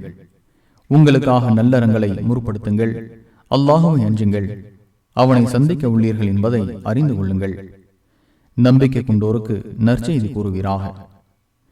நன்மை செய்வதற்கும் இறைவனை அஞ்சுவதற்கும் மக்களிடையே நல்லிணக்கத்தை ஏற்படுத்துவதற்கும் உங்கள் சத்தியங்கள் மூலம் அல்லாஹுவை ஒரு தடையாக ஆக்காதீர்கள். அல்லாஹ் செவியுறுபவன், அறிந்தவன். உங்கள் சத்தியங்களில் வீணானவற்றுக்காக அல்லாஹ் உங்களை தண்டிக்க மாட்டான். உங்கள் உள்ளங்கள் உறுதி செய்தவற்றின் காரணமாகவே உங்களை தண்டிப்பான். அல்லாஹ் மன்னிப்பவன், சகிப்புத்தன்மை மிக்கவன். தமது மனைவியருடன் கூடுவதில்லை என்று சத்தியம் செய்தோருக்கு 4 மாத அவகாசம் உள்ளது. அவர்கள் சத்தியத்தை திரும்ப பெற்றால் அல்லாஹ் மன்னிப்பவன், நிகரற்ற அன்புடையோன். விவாகரத்து செய்வதில் அவர்கள் உறுதியாக இருந்தால் அல்லாஹ் செவியுறுபவன், அறிந்தவன். விவாகரத்து செய்யப்பட்ட பெண்கள் 3 மாதவிடாய் காலம் மறுமணம் செய்யாமல் காத்திருக்க வேண்டும். அல்லாஹுவையும் இறுதி நாளையும் அவர்கள் நம்பியிருந்தால் தமது கருவறைகளில் அல்லாஹ் படைத்திருப்பதை மறைப்பதற்கு அவர்களுக்கு அனுமதி இல்லை. இருவரும் நல்லிணக்கத்தை விரும்பினால் அவர்களின் கணவர்கள் அவர்களை திரும்ப சேர்த்துக் கொள்ளும் உரிமை படைத்தவர்கள். பெண்களுக்கு கடமைகள் இருப்பது போல் அவர்களுக்கு உரிமைகளும் சிறந்த முறையில் உள்ளன. அவர்களை விட ஆண்களுக்கு ஓர் உயர்வு உண்டு. அல்லாஹ் மிகைத்தவன், ஞானமிக்கவன். இவ்வாறு விவாகரத்து செய்தல் 2 தடவைகளே. இதன் பிறகு நல்ல முறையில் சேர்ந்து வாழலாம் அல்லது அழகான முறையில் விட்டுவிடலாம். மனைவியருக்கு நீங்கள் கொடுத்தவற்றிலிருந்து எந்த ஒன்றையும் திரும்ப பெறுவதற்கு அனுமதி இல்லை. அவ்விருவரும் அல்லாஹுவின் வரம்புகளை நிலைநாட்ட மாட்டார்கள் என்று அஞ்சினால் தவிர. அவ்விருவரும் அல்லாஹுவின் வரம்புகளை நிலைநாட்ட மாட்டார்கள் என்று நீங்கள் அஞ்சினால் அவள் மகரிலிருந்து ஈடாக கொடுத்து பிரிந்து விடுவது இருவர் மீதும் குற்றமில்லை. இவை அல்லாஹுவின் வரம்புகள், எனவே அவற்றை மீறாதீர்கள். அல்லாஹுவின் வரம்புகளை மீறுவோரே அநீதி இழைத்தவர்கள். 2 தடவை விவாகரத்து செய்து சேர்ந்து கொண்ட பின் 3வது தடவையாக அவளை அவன் விவாகரத்து செய்துவிட்டால் அவள் வேறு கணவனை மனம் செய்யாதவரை அவனுக்கு அனுமதிக்கப்பட்டவளாக ஆக மாட்டாள். 2ஆம் கணவனாகிய அவனும் அவளை விவாகரத்து செய்து மீண்டும் முதல் கணவனும் அவளும் ஆகிய இருவரும் அல்லாஹுவின் வரம்புகளை நிலைநாட்ட முடியும் என கருதினால் திருமணத்தின் மூலம் சேர்ந்து கொள்வது குற்றமில்லை. இவை அல்லாஹுவின் வரம்புகள். அறிகின்ற சமுதாயத்திற்கு அவன் இதை தெளிவுபடுத்துகிறான். பெண்களை நீங்கள் விவாகரத்து செய்தால் அவர்கள் தமக்குரிய காலக்கெடுவை நிறைவு செய்வதற்குள் நல்ல முறையில் அவர்களை சேர்த்துக் கொள்ளுங்கள் அல்லது நல்ல முறையில் விட்டுவிடுங்கள். அவர்களை துன்புறுத்தி வரம்பு மீறுவதற்காக சேர்த்துக் கொள்ளாதீர்கள். இவ்வாறு செய்பவர் தமக்கே அநீதி இழைத்துக் கொண்டார். அல்லாஹுவின் வசனங்களை கேலிக்குரியதாக்கி விடாதீர்கள். உங்களுக்கு அல்லாஹ் செய்துள்ள அருட்கொடையையும் வேதம் மற்றும் ஞானத்தை வழங்கியதையும் எண்ணி பாருங்கள். இது குறித்து அவன் உங்களுக்கு அறிவுரை கூறுகிறான். அல்லாஹுவை அஞ்சுங்கள். அல்லாஹ் ஒவ்வொரு பொருளையும் அறிந்தவன் என்பதை அறிந்து கொள்ளுங்கள். பெண்களை விவாகரத்து செய்த பின் அவர்கள் தமது காலக்கெடுவை நிறைவு செய்துவிட்டால் அவர்கள் தமக்கு பிடித்த கணவர்களை விருப்பப்பட்டு நல்ல முறையில் மணந்து கொள்வதை தடுக்காதீர்கள். உங்களில் அல்லாஹுவையும் இறுதி நாளையும் நம்புவோருக்கு இவ்வாறு அறிவுரை கூறப்படுகிறது. இதுவே உங்களுக்கு தூய்மையானது, பரிசுத்தமானது. அல்லாஹுவே அறிவான், நீங்கள் அறிய மாட்டீர்கள். பாலூட்ட வேண்டும் என்று விரும்புகின்ற கணவனுக்காக விவாகரத்து செய்யப்பட்ட தாய்மார்கள் தமது குழந்தைகளுக்கு முழுமையாக 2 ஆண்டுகள் பாலூட்ட வேண்டும். அவர்களுக்கு நல்ல முறையில் உணவும் உடையும் வழங்குவது குழந்தையின் தந்தைக்கு கடமை. சக்திக்கு உட்பட்டை தவிர எவரும் சிரமம் தரப்பட மாட்டார். பெற்றவள் தமது பிள்ளையின் காரணமாகவோ தந்தை தனது பிள்ளையின் காரணமாகவோ சிரமம் கொடுக்கப்பட மாட்டார்கள். குழந்தையின் தந்தை இறந்துவிட்டால் அவரது வாரிசுக்கு இது போன்ற கடமை உண்டு. இருவரும் ஆலோசனை செய்து மனம் விரும்பி பாலூட்டுவதை நிறுத்த முடிவு செய்தால் இருவர் மீதும் எந்த குற்றமும் இல்லை. உங்கள் குழந்தைகளுக்கு வேறு பெண்கள் மூலம் பாலூட்ட வேண்டும் என நீங்கள் விரும்பினால் பெற்றவளுக்கு கொடுக்க வேண்டியதை நல்ல முறையில் கொடுத்துவிட்டால் உங்கள் மீது எந்த குற்றமும் இல்லை. அல்லாஹுவை அஞ்சுங்கள். நீங்கள் செய்வதை அல்லாஹ் பார்ப்பவன் என்பதை அறிந்து கொள்ளுங்கள். உங்களில் எவரேனும் மனைவியரை விட்டு மரணித்தால் 4 மாதங்கள் 10 நாட்களும் மறுமணம் செய்யாமல் அப்பெண்கள் காத்திருக்க வேண்டும். அக்காலக்கெடுவை நிறைவு செய்துவிட்டால் அவர்கள் தம் விஷயமாக நல்ல முறையில் முடிவு செய்வதில் உங்கள் மீது எந்த குற்றமும் இல்லை. நீங்கள் செய்வதை அல்லாஹ் நன்கறிந்தவன். காத்திருக்கும் காலகட்டத்தில் அவர்களை மனம் செய்ய எண்ணுவதோ சாடை மாடையாக மனம் பேசுவதோ உங்கள் மீது குற்றமில்லை. அவர்களை நீங்கள் மனதால் விரும்புவதை அல்லாஹ் அறிவான். நல்ல சொற்கள் சொல்வதை தவிர ரகசியமாக அவர்களுக்கு வாக்குறுதி அளித்து விடாதீர்கள். உரிய காலம் முடியும் வரை திருமணம் செய்யும் முடிவுக்கு வராதீர்கள். உங்களுக்குள்ளே இருப்பதை அல்லாஹ் அறிவான் என்பதை அறிந்து அவனுக்கு அஞ்சுங்கள். அல்லாஹ் மன்னிப்பவன், சகிப்புத்தன்மை மிக்கவன் என்பதையும் அறிந்து கொள்ளுங்கள். அவர்களை தீண்டாத நிலையிலோ அவர்களுக்கென மகர் தொகையை முடிவு செய்யாத நிலையிலோ விவாகரத்து செய்வது உங்களுக்கு குற்றமில்லை. வசதி உள்ளவர் தமக்கு தக்கவாறும் ஏழை தமக்கு தக்கவாறும் சிறந்த முறையில் அவர்களுக்கு வசதிகள் அளியுங்கள். இது நன்மை செய்வோர் மீது கடமை. அவர்களுக்கு மகர் தொகையை முடிவு செய்து தீண்டுவதற்கு முன் அவர்களை நீங்கள் விவாகரத்து செய்தால் முடிவு செய்ததில் பாதியை கொடுப்பது கடமை. அப்பெண்களோ அல்லது திருமண ஒப்பந்தத்தில் அதிகாரம் உள்ள கணவரோ பெருந்தன்மையாக நடந்து கொண்டால் தவிர. ஆண்களாகிய நீங்கள் விட்டுக் கொடுப்பதே இறை அச்சத்திற்கு நெருக்கமானது. உங்களுக்கிடையே சிலருக்கு இருக்கும் உயர்வை மறந்து விடாதீர்கள். நீங்கள் செய்பவற்றை அல்லாஹ் பார்ப்பவன். தொழுகைகளையும் நடுத்தொழுகையையும் பேணிக் கொள்ளுங்கள். அல்லாஹுக்கு கட்டுப்பட்டு நில்லுங்கள். நீங்கள் அஞ்சினால் நடந்தோ வாகனத்திலோ தொழலாம். அச்சம் தீர்ந்ததும் நீங்கள் அறியாமல் இருந்ததை அல்லாஹ் உங்களுக்கு கற்றுத்தந்தவாறு அல்லாஹுவை நினையுங்கள். உங்களில் எவரேனும் மனைவியரை விட்டு மரணித்தால் 1 வருடம் வரை அவர்கள் வெளியேற்றப்படாமல் வசதிகள் வழங்கப்பட வேண்டும் என மரண சாசனம் செய்ய வேண்டும். தங்கள் விஷயத்தில் நல்ல முடிவை மேற்கொண்டு அவர்களாக வெளியேறினால் உங்கள் மீது குற்றமில்லை. அல்லாஹ் மிகைத்தவன், ஞானமிக்கவன். விவாகரத்து செய்யப்பட்ட பெண்களுக்கு நல்ல முறையில் வசதிகள் அளிக்கப்பட வேண்டும். இறைவனை அஞ்சுவோருக்கு இது கடமை. நீங்கள் விளங்குவதற்காக அல்லாஹ் தனது வசனங்களை இவ்வாறு தெளிவுபடுத்துகிறான். மரணத்திற்கு அஞ்சி தமது ஊர்களை விட்டு வெளியேறியோரை நீர் அறியவில்லையா? அவர்கள் ஆயிரக்கணக்கில் இருந்தனர். செத்து விடுங்கள் என்று அவர்களுக்கு அல்லாஹ் கூறினான். பின்னர் அவர்களை உயிர்ப்பித்தான். மனிதர்கள் மீது அல்லாஹ் அருளுடையவன். எனினும் மனிதர்களில் பெரும்பாலோர் நன்றி செலுத்துவதில்லை. அல்லாஹுவின் பாதையில் போரிடுங்கள். அல்லாஹ் செவியுறுபவன், அறிந்தவன் என்பதை அறிந்து கொள்ளுங்கள். அல்லாஹுக்காக அழகிய கடன் வழங்குவோர் யார்? அதை அவருக்கு பன்மடங்காக இறைவன் பெருக்குவான். அல்லாஹ் குறைவாகவும் வழங்குகிறான், தாராளமாகவும் வழங்குகிறான். அவனிடமே நீங்கள் திரும்ப கொண்டு வரப்படுவீர்கள். மூசாவுக்கு பின்னர் இஸ்ராயலின் மக்களில் உருவான ஒரு சமுதாயத்தை பற்றி நீர் அறியவில்லையா? எங்களுக்கு ஓர் ஆட்சியாளரை நியமியுங்கள், அல்லாஹுவின் பாதையில் போரிடுவோம் என்று தமது நபியிடம் கூறினர். உங்களுக்கு போர் கடமையாக்கப்பட்டால் போரிடாமல் இருக்க மாட்டீர்கள் அல்லவா என்று அவர் கேட்டார்.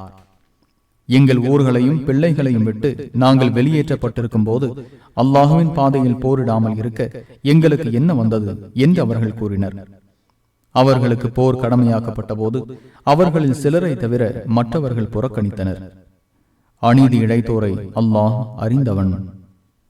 தாலூத் என்பவரை அல்லாஹ் உங்களுக்கு ஆட்சியாளராக நியமித்துள்ளான் என்று அவர்களின் நபி அவர்களிடம் கூறினார். எங்கள் மீது அவருக்கு எப்படி அதிகாரம் இருக்க முடியும்? அவரை விட ஆட்சிக்கு நாங்களே தகுதியானவர்கள். அவருக்கு பொருள் வசதியும் வழங்கப்படவில்லை என்று அவர்கள் கூறினர். உங்களை விட அவரை அல்லாஹ் தேர்வு செய்துவிட்டான். அவருக்கு கல்வி மற்றும் உடலை வலுவை அதிகமாக வழங்கியிருக்கிறான். தான் நாடியோருக்கு அல்லாஹ் அதிகாரத்தை வழங்குவான். அல்லாஹ் தாராளமானவன், அறிந்தவன் என்று அவர் கூறினார். அவருக்கு அதிகாரம் வழங்கப்பட்டதற்கு அடையாளமாக உங்களிடம் ஓர் அலங்கார பெட்டி வரும். அதில் உங்கள் இறைவனிடமிருந்து உங்களுக்கு மன நிறைவு இருக்கும். மூசாவின் குடும்பத்தாரும் ஹாரூனின் குடும்பத்தாரும் விட்டு சென்றவற்றில் எஞ்சியது அதில் இருக்கும். அதை வானவர்கள் சுமந்து வருவார்கள். நீங்கள் நம்பிக்கை கொண்டிருந்தால் அதில் உங்களுக்கு தக்க சான்று உள்ளது என்று அவர்களின் நபி அவர்களிடம் கூறினார். படைகளுடன் தாலூத் புறப்பட்ட போது அல்லாஹ் உங்களை ஒரு நதியின் மூலம் சோதிக்க உள்ளான். அதில் அருந்துபவர் என்னை சேர்ந்தவர் அல்லர், அதை உட்கொள்ளாதவர் என்னை சேர்ந்தவர், கையளவு அருந்தியவர் தவிர என்றார். அவர்களில் சிலரை தவிர மற்றவர்கள் அதில் அருந்தினார்கள். அவரும் அவருடன் உள்ள நம்பிக்கை கொண்டோரும் அதை கடந்த போது ஜாலூத் மற்றும் அவனது படையினருடன் போரிட இன்று எங்களுக்கு எந்த வலிமையும் இல்லை என்றனர். அல்லாஹுவை சந்திக்க உள்ளோம் என்று நம்பியோர் எத்தனையோ சிறு படைகள் பெரும் படைகள் பலவற்றை அல்லாஹுவின் விருப்பப்படி வென்றுள்ளன, சகித்துக் கொள்வோருடன் அல்லாஹ் இருக்கிறான் என்றனர். ஜாலூத்தையும் அவனது படையினரையும் அவர்கள் களத்தில் சந்தித்த போது, எங்கள் இறைவா, எங்கள் மீது சகிப்பு தன்மையை ஊற்றுவாயாக, எங்கள் பாதங்களை நிலைப்படுத்துவாயாக, உன்னை மறுக்கும் கூட்டத்திற்கு எதிராக எங்களுக்கு உதவுவாயாக என்றனர். அவர்களை அல்லாஹுவின் விருப்பப்படி தாலூத் படையினர் தோற்கடித்தனர். தாவூத் ஜாலூத்தை கொன்றார். அவருக்கு அல்லாஹ் அதிகாரத்தையும் ஞானத்தையும் வழங்கினான். தான் நாடியவற்றை அவருக்கு கற்றுக் கொடுத்தான். மனிதர்களில் சிலர் மூலம் வேறு சிலரை அல்லாஹ் தடுக்காதிருந்தால் பூமி சீர்கெட்டிருக்கும். எனினும் அகிலத்தார் மீது அல்லாஹ் அருளுடையவன். இவை உண்மையை உள்ளடக்கிய அல்லாஹுவின் வசனங்கள். அதை முகமதே உமக்கு கூறுகிறோம், நீர் தூதர்களில் ஒருவர். இத்தூதர்களில் சிலரை விட சிலரை சிறப்பித்திருக்கிறோம். அவர்களில் சிலரிடம் அல்லாஹ் பேசியுள்ளான். அவர்களில் சிலருக்கு பல தகுதிகளை அவன் உயர்த்தியிருக்கிறான். மரியமுடைய மகன் ஈசாவுக்கு தெளிவான சான்றுகளை வழங்கினோம். ரூஹுல் குதுஸ் மூலம் அவரை வலுப்படுத்தினோம். தூதர்களுக்கு பின் வந்தோர் தம்மிடம் தெளிவான சான்றுகள் வந்த பின்பும் அல்லாஹ் நாடியிருந்தால் சண்டையிட்டிருக்க மாட்டார்கள். என்றாலும் அவர்கள் முரண்பட்டனர். அவர்களில் நம்பிக்கை கொண்டோரும் உள்ளனர், ஏன் இறைவனை மறுப்போரும் உள்ளனர். அல்லாஹ் நாடியிருந்தால் அவர்கள் சண்டையிட்டிருக்க மாட்டார்கள். எனினும் அல்லாஹ் தான் விரும்பியதை செய்வான். நம்பிக்கை கொண்டோரே, பேரமோ நட்போ பரிந்துரையோ இல்லாத நாள் வருவதற்கு முன் நாம் உங்களுக்கு வழங்கியவற்றிலிருந்து நல்வழியில் செலவிடுங்கள். ஏக இறைவனை மறுப்போரே அநீதி இழைத்தவர்கள். அல்லாஹுவை தவிர வணக்கத்திற்குரியவன் வேறு யாரும் இல்லை. அவன் என்றென்றும் உயிருடன் இருப்பவன். அவனுக்கு சிறு உறக்கமோ ஆழ்ந்த உறக்கமோ ஏற்படாது. வானங்களில் உள்ளவையும் பூமியில் உள்ளவையும் அவனுக்கே உரியன.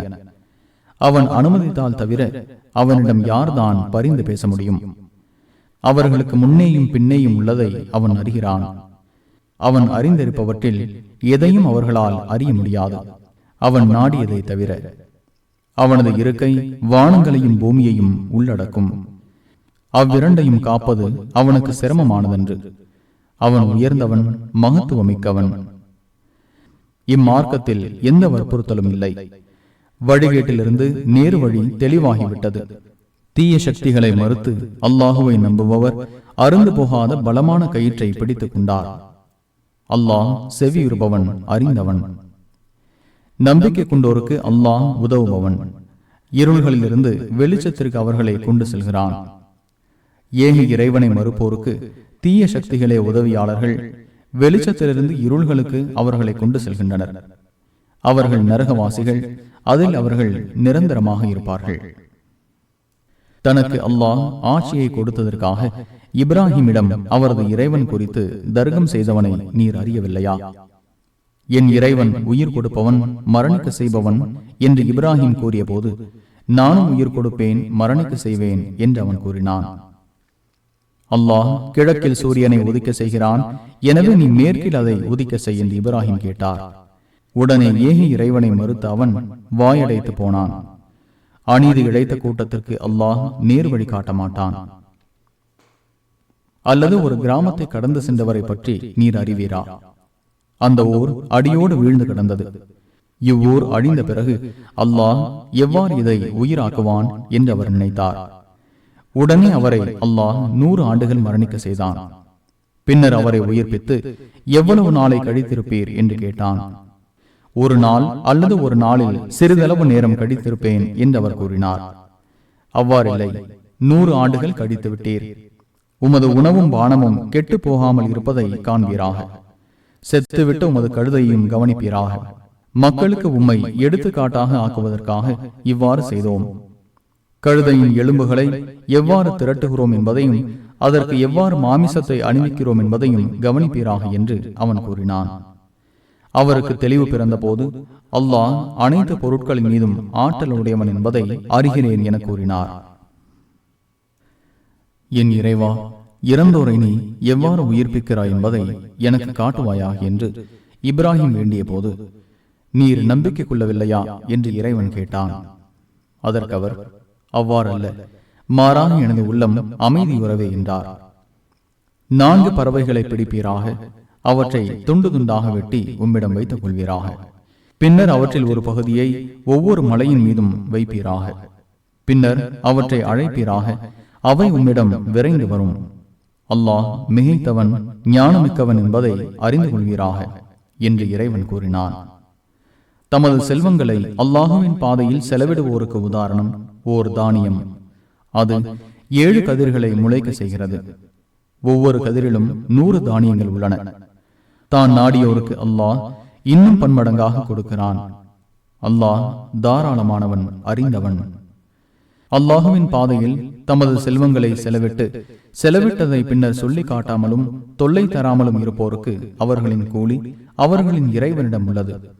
அவர்களுக்கு எந்த அச்சமும் இல்லை, கவலைப்படவும் மாட்டார்கள். தர்மம் செய்துவிட்டு அதை தொடர்ந்து தொல்லை கொடுப்பதை விட அழகிய சொற்களை கூறுவதும் மன்னிப்பதும் சிறந்தது. அல்லாஹ் தேவைகளற்றவன், சகிப்புத்தன்மை மிக்கவன். நம்பிக்கை கொண்டோரே, அல்லாஹுவையும் இறுதி நாளையும் நம்பாது மக்களுக்கு காட்டுவதற்காக தனது செல்வத்தை செலவிடுபவனைப் போல் உங்கள் தர்மங்களை சொல்லி காட்டியும் தொல்லை தந்தும் பாழாக்கி விடாதீர்கள். இவனுக்கு உதாரணம் மேலே மண் படிந்திருக்கும் வழுக்கு பாறை. அதன் மேல் மழை விழுந்ததும் மேலே ஒன்றுமில்லாமல் ஆக்கிவிடுகிறது. தாம் பாடுபட்ட எதன் மீதும் அவர்கள் சக்தி பெறமாட்டார்கள். தன்னை மறுக்கும் கூட்டத்திற்கு அல்லாஹ் நேர் வழி காட்ட மாட்டான். அல்லாஹுவின் திருப்தியை பெறுவதற்காகவும் தமக்குள்ளே இருக்கும் உறுதியான நம்பிக்கைக்காகவும் தமது செல்வங்களை நல்வழியில் செலவிடுவோரின் உதாரணம் உயரமான இடத்தில் அமைந்த தோட்டம். பெருமழை விழுந்ததும் அத்தோட்டம் இருமடங்காக தன் உணவுப் பொருட்களை வழங்குகிறது. பெருமழை விடாவிட்டாலும் தூறல் போதும். நீங்கள் செய்பவற்றை அல்லாஹ் பார்ப்பவன். பேரீச்சை மற்றும் திராட்சை தோட்டம் ஒருவருக்கு இருக்கிறது. அவற்றின் கீழ்ப்பகுதியில் ஆறுகளும் ஓடுகின்றன. அதில் அனைத்து கனிகளும் அவருக்கு உள்ளன. அவருக்கு பலவீனமான சந்ததிகள் உள்ள நிலையில் அவருக்கு முதுமையும் ஏற்பட்டு விடுகிறது. அப்போது நெருப்புடன் கூடிய புயல் காற்று வீசி அத்தோட்டத்தை எரித்து விடுகிறது. இந்த நிலையை உங்களில் எவரேனும் விரும்புவாரா? நீங்கள் சிந்திப்பதற்காக இவ்வாறே அல்லாஹ் சான்றுகளை தெளிவுபடுத்துகிறான். நம்பிக்கை கொண்டோரே, நீங்கள் சம்பாதித்ததில் தூய்மையானவற்றிலிருந்தும் பூமியிலிருந்து உங்களுக்கு நாம் வெளிப்படுத்தியதிலிருந்தும் நல்வழியில் செலவிடுங்கள். கண்ணை மூடிக்கொண்டே தவிர எதை வாங்கிக் கொள்ள மாட்டீர்களோ அத்தகைய மட்டமான பொருளை செலவிட நினைக்காதீர்கள். அல்லாஹ் தேவைகளற்றவன், புகழுக்குரியவன் என்பதை அறிந்து கொள்ளுங்கள். ஷைத்தான் வறுமையை பற்றி உங்களுக்கு பயமுறுத்துகிறான். வெட்கக்கேடானதை உங்களுக்கு தூண்டுகிறான். அல்லாஹுவோ தனது மன்னிப்பையும் அருளையும் வாக்களிக்கிறான். அல்லாஹ் தாராளமானவன், அறிந்தவன்.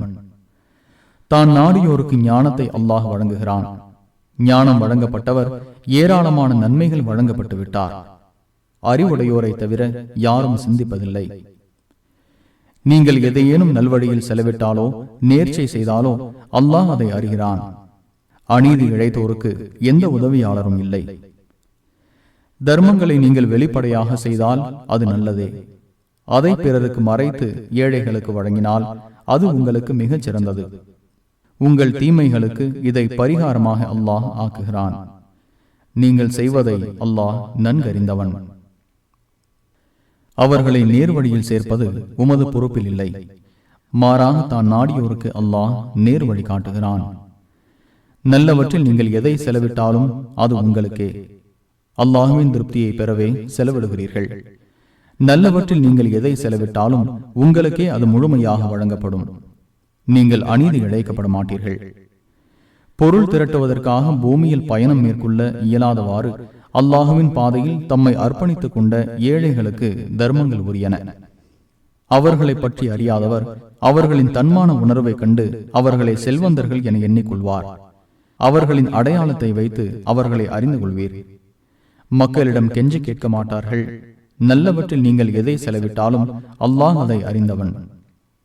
தமது செல்வங்களை இரவிலும் பகலிலும் இரகசியமாகவும் வெளிப்படையாகவும் நல்வழியில் செலவிடுவோருக்கு தமது இறைவனிடம் அவர்களுக்கான கூலி உண்டு. அவர்களுக்கு எந்த அச்சமும் இல்லை. அவர்கள் கவலைப்படவும் மாட்டார்கள். வட்டியை உண்போர் மறுமை நாளில் ஷைத்தான் தீண்டியவனைப் போல் பைத்தியமாகவே எழுவார்கள். வியாபாரம் வட்டியை போன்றது என்று அவர்கள் கூறியதே இதற்கு காரணம். அல்லாஹ் வியாபாரத்தை அனுமதித்து வட்டியை தடை செய்துவிட்டான்.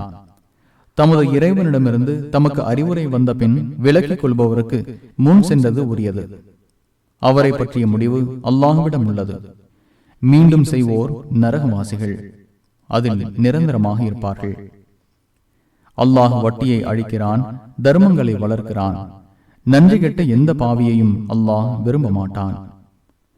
நம்பிக்கை கொண்டு நல்லறங்கள் புரிந்து தொழுகையை நிலைநாட்டி ஜக்காத்தையும் கொடுத்து வருவோருக்கு அவர்களின் கூலி அவர்களின் இறைவனிடம் உள்ளது.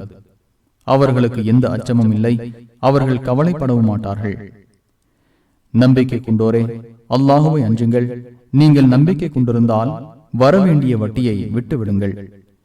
அவ்வாறு நீங்கள் செய்யாவிட்டால் அல்லாஹ்விடமிருந்தும் அவனது தூதரிடமிருந்தும் போர் பிரகடனத்தை உறுதி செய்து கொள்ளுங்கள். நீங்கள் திருந்திக் கொண்டால் உங்கள் செல்வங்களில் மூலதனம் உங்களுக்கு உரியது. நீங்களும் அநீதி இழைக்கக்கூடாது, உங்களுக்கும் அநீதி இழைக்கப்படாது. அவன் சிரமப்படுபவனாக இருந்தால் வசதி ஏற்படும் வரை அவகாசம் கொடுக்க வேண்டும். நீங்கள் அறிந்து கொள்வோராக இருந்தால் அதை தர்மமாக்கி விடுவது உங்களுக்கு சிறந்தது. அல்லாஹ்விடம் நீங்கள் திரும்ப கொண்டு வரப்படும் நாளை அஞ்சுங்கள். பின்னர் ஒவ்வொருவருக்கும் அவர்கள் உழைத்தது முழுமையாக வழங்கப்படும். அவர்கள் அநீதி இழைக்கப்பட மாட்டார்கள். நம்பிக்கை கொண்டோரே, குறிப்பிட்ட காலக்கெடு விதித்து ஒருவருக்கொருவர் கடன் கொடுத்தால் அதை எழுதி கொள்ளுங்கள். எழுதுபவர் உங்களுக்கிடையே நேர்மையான முறையில் எழுதட்டும். அல்லாஹ் தமக்கு கற்றுக் கொடுத்தது போல் எழுதிட எழுத்தர் மறக்காது எழுதட்டும். கடன் வாங்கியவர் எழுதுவதற்குரிய வாசகங்களை சொல்லட்டும். தனது இறைவனாகிய அல்லாஹுவை அஞ்சு கொள்ளட்டும். அதில் எதையும் குறைத்து விடக்கூடாது. கடன் வாங்கியவர் விபரம் அறியாதவராகவோ பலவீனராகவோ எழுதுவதற்கு ஏற்ப சொல்ல இயலாதவராகவோ இருந்தால் அவரது பொறுப்பாளர் நேர்மையாக சொல்லட்டும். உங்கள் ஆண்களில் இருவரை சாட்சிகளாக்கிக் கொள்ளுங்கள். இரு ஆண்கள் இல்லாவிட்டால் சாட்சிகள் என நீங்கள் திருப்தி அடையும் ஓர் ஆணையும் 2 பெண்களையும் ஆக்கிக் கொள்ளுங்கள். அவ்விரு பெண்களில் ஒருத்தி தவறாக கூறினால் மற்றொருத்தி நினைவுபடுத்துவாள். அழைக்கப்படும் போது சாட்சிகள் மறுக்கக்கூடாது. சிறிதோ பெரிதோ தவணையை குறிப்பிட்டு எழுதிக் கொள்வதை அலட்சியம் செய்யாதீர்கள். இதுவே அல்லாஹ்விடம் நேர்மையானது, சாட்சியத்தை நிரூபிக்கத்தக்கது, ஒருவருக்கொருவர் சந்தேகம் கொள்ளாமல் இருப்பதற்கு ஏற்றது. உங்களுக்கிடையே உடனுக்குடன் நடைபெறும் வியாபாரமாக இருந்தால் தவிர கடன் இல்லாத வியாபாரத்தை எழுதி கொள்ளாமல் இருப்பது உங்களுக்கு குற்றமாகாது. ஒப்பந்தம் செய்யும் போது சாட்சிகளை ஏற்படுத்திக் கொள்ளுங்கள். எழுத்தருக்கோ சாட்சிக்கோ எந்த இடையூறும் அளிக்கப்படக்கூடாது. அவ்வாறு செய்தால் அது உங்கள் மீது குற்றம். அல்லாஹுவை அஞ்சுங்கள். அல்லாஹ் உங்களுக்கு கற்றுத் தருவான். அல்லாஹ் அனைத்து பொருட்களையும் அறிந்தவன். நீங்கள் பயணத்தில் இருக்கும்போது எழுத்தர் கிடைக்காவிட்டால் அடைமானத்தை பெற்றுக் கொள்ள வேண்டும். உங்களில் ஒருவர் மற்றவரை நம்பினால் நம்பப்பட்டவர் தனது நாணயத்தை நிறைவேற்றட்டும். தனது இறைவனாகி அல்லாஹுவை அஞ்சு கொள்ளட்டும். சாட்சியத்தை மறைத்து விடாதீர்கள். அதை மறைப்பவரின் உள்ளம் குற்றம் புரிந்தது. நீங்கள் செய்பவற்றை அல்லாஹ் அறிந்தவன். வானங்களில் உள்ளவையும் பூமியில் உள்ளவையும் அல்லாஹுக்கே உரியன. உங்களுக்குள் இருப்பதை நீங்கள் வெளிப்படுத்தினாலோ மறைத்து கொண்டாலோ அல்லாஹ் அது பற்றி உங்களை விசாரிப்பான். தான் நாடியோரை மன்னிப்பான், தான் நாடியோரை தண்டிப்பான். அனைத்து பொருட்களின் மீதும் அல்லாஹ் ஆற்றலுடையவன். இத்தூதர் முஹம்மது தமது இறைவனிடமிருந்து தமக்கு அருளப்பட்டதை நம்பினார். நம்பிக்கை கொண்டோரும் இதை நம்பினார்கள். அல்லாஹுவையும் அவனது வானவர்களையும் அவனது வேதங்களையும் அவனது தூதர்களையும் அனைவரும் நம்பினார்கள். அவனது தூதர்களில் எவருக்கிடையேயும் பாரபட்சம் காட்ட மாட்டோம். செவியுற்றோம், கட்டுப்பட்டோம். எங்கள் இறைவா, உனது மன்னிப்பை வேண்டுகிறோம். உன்னிடமே எங்கள் திரும்புதல் உண்டு என கூறுகின்றனர். எவரையும் அவரது சக்திக்குட்பட்டே தவிர அல்லாஹ் சிரமப்படுத்த மாட்டான். அவர் செய்த நன்மை அவருக்குரியது, அவர் செய்த தீமையும் அவருக்குரியதே. எங்கள் இறைவா, நாங்கள் மறந்து விட்டாலோ தவறு செய்து விட்டாலோ எங்களை தண்டித்து விடாதே. எங்கள் இறைவா, எங்களுக்கு முன் சென்றோர் மீது சிரமத்தை சுமத்தியது போல் எங்கள் மீது சுமத்தி விடாதே. எங்கள் இறைவா, எங்களுக்கு வலிமை இல்லாததை எங்கள் மீது சுமத்தி விடாதே. எங்கள் பிழைகளை பொறுத்து எங்களை மன்னிப்பாயாக, அருள் புரிவாயாக. நீயே எங்கள் அதிபதி. உன்னை மறுக்கும் கூட்டத்திற்கு எதிராக எங்களுக்கு நீ உதவுவாயாக எனவும் கூறுகின்றனர்.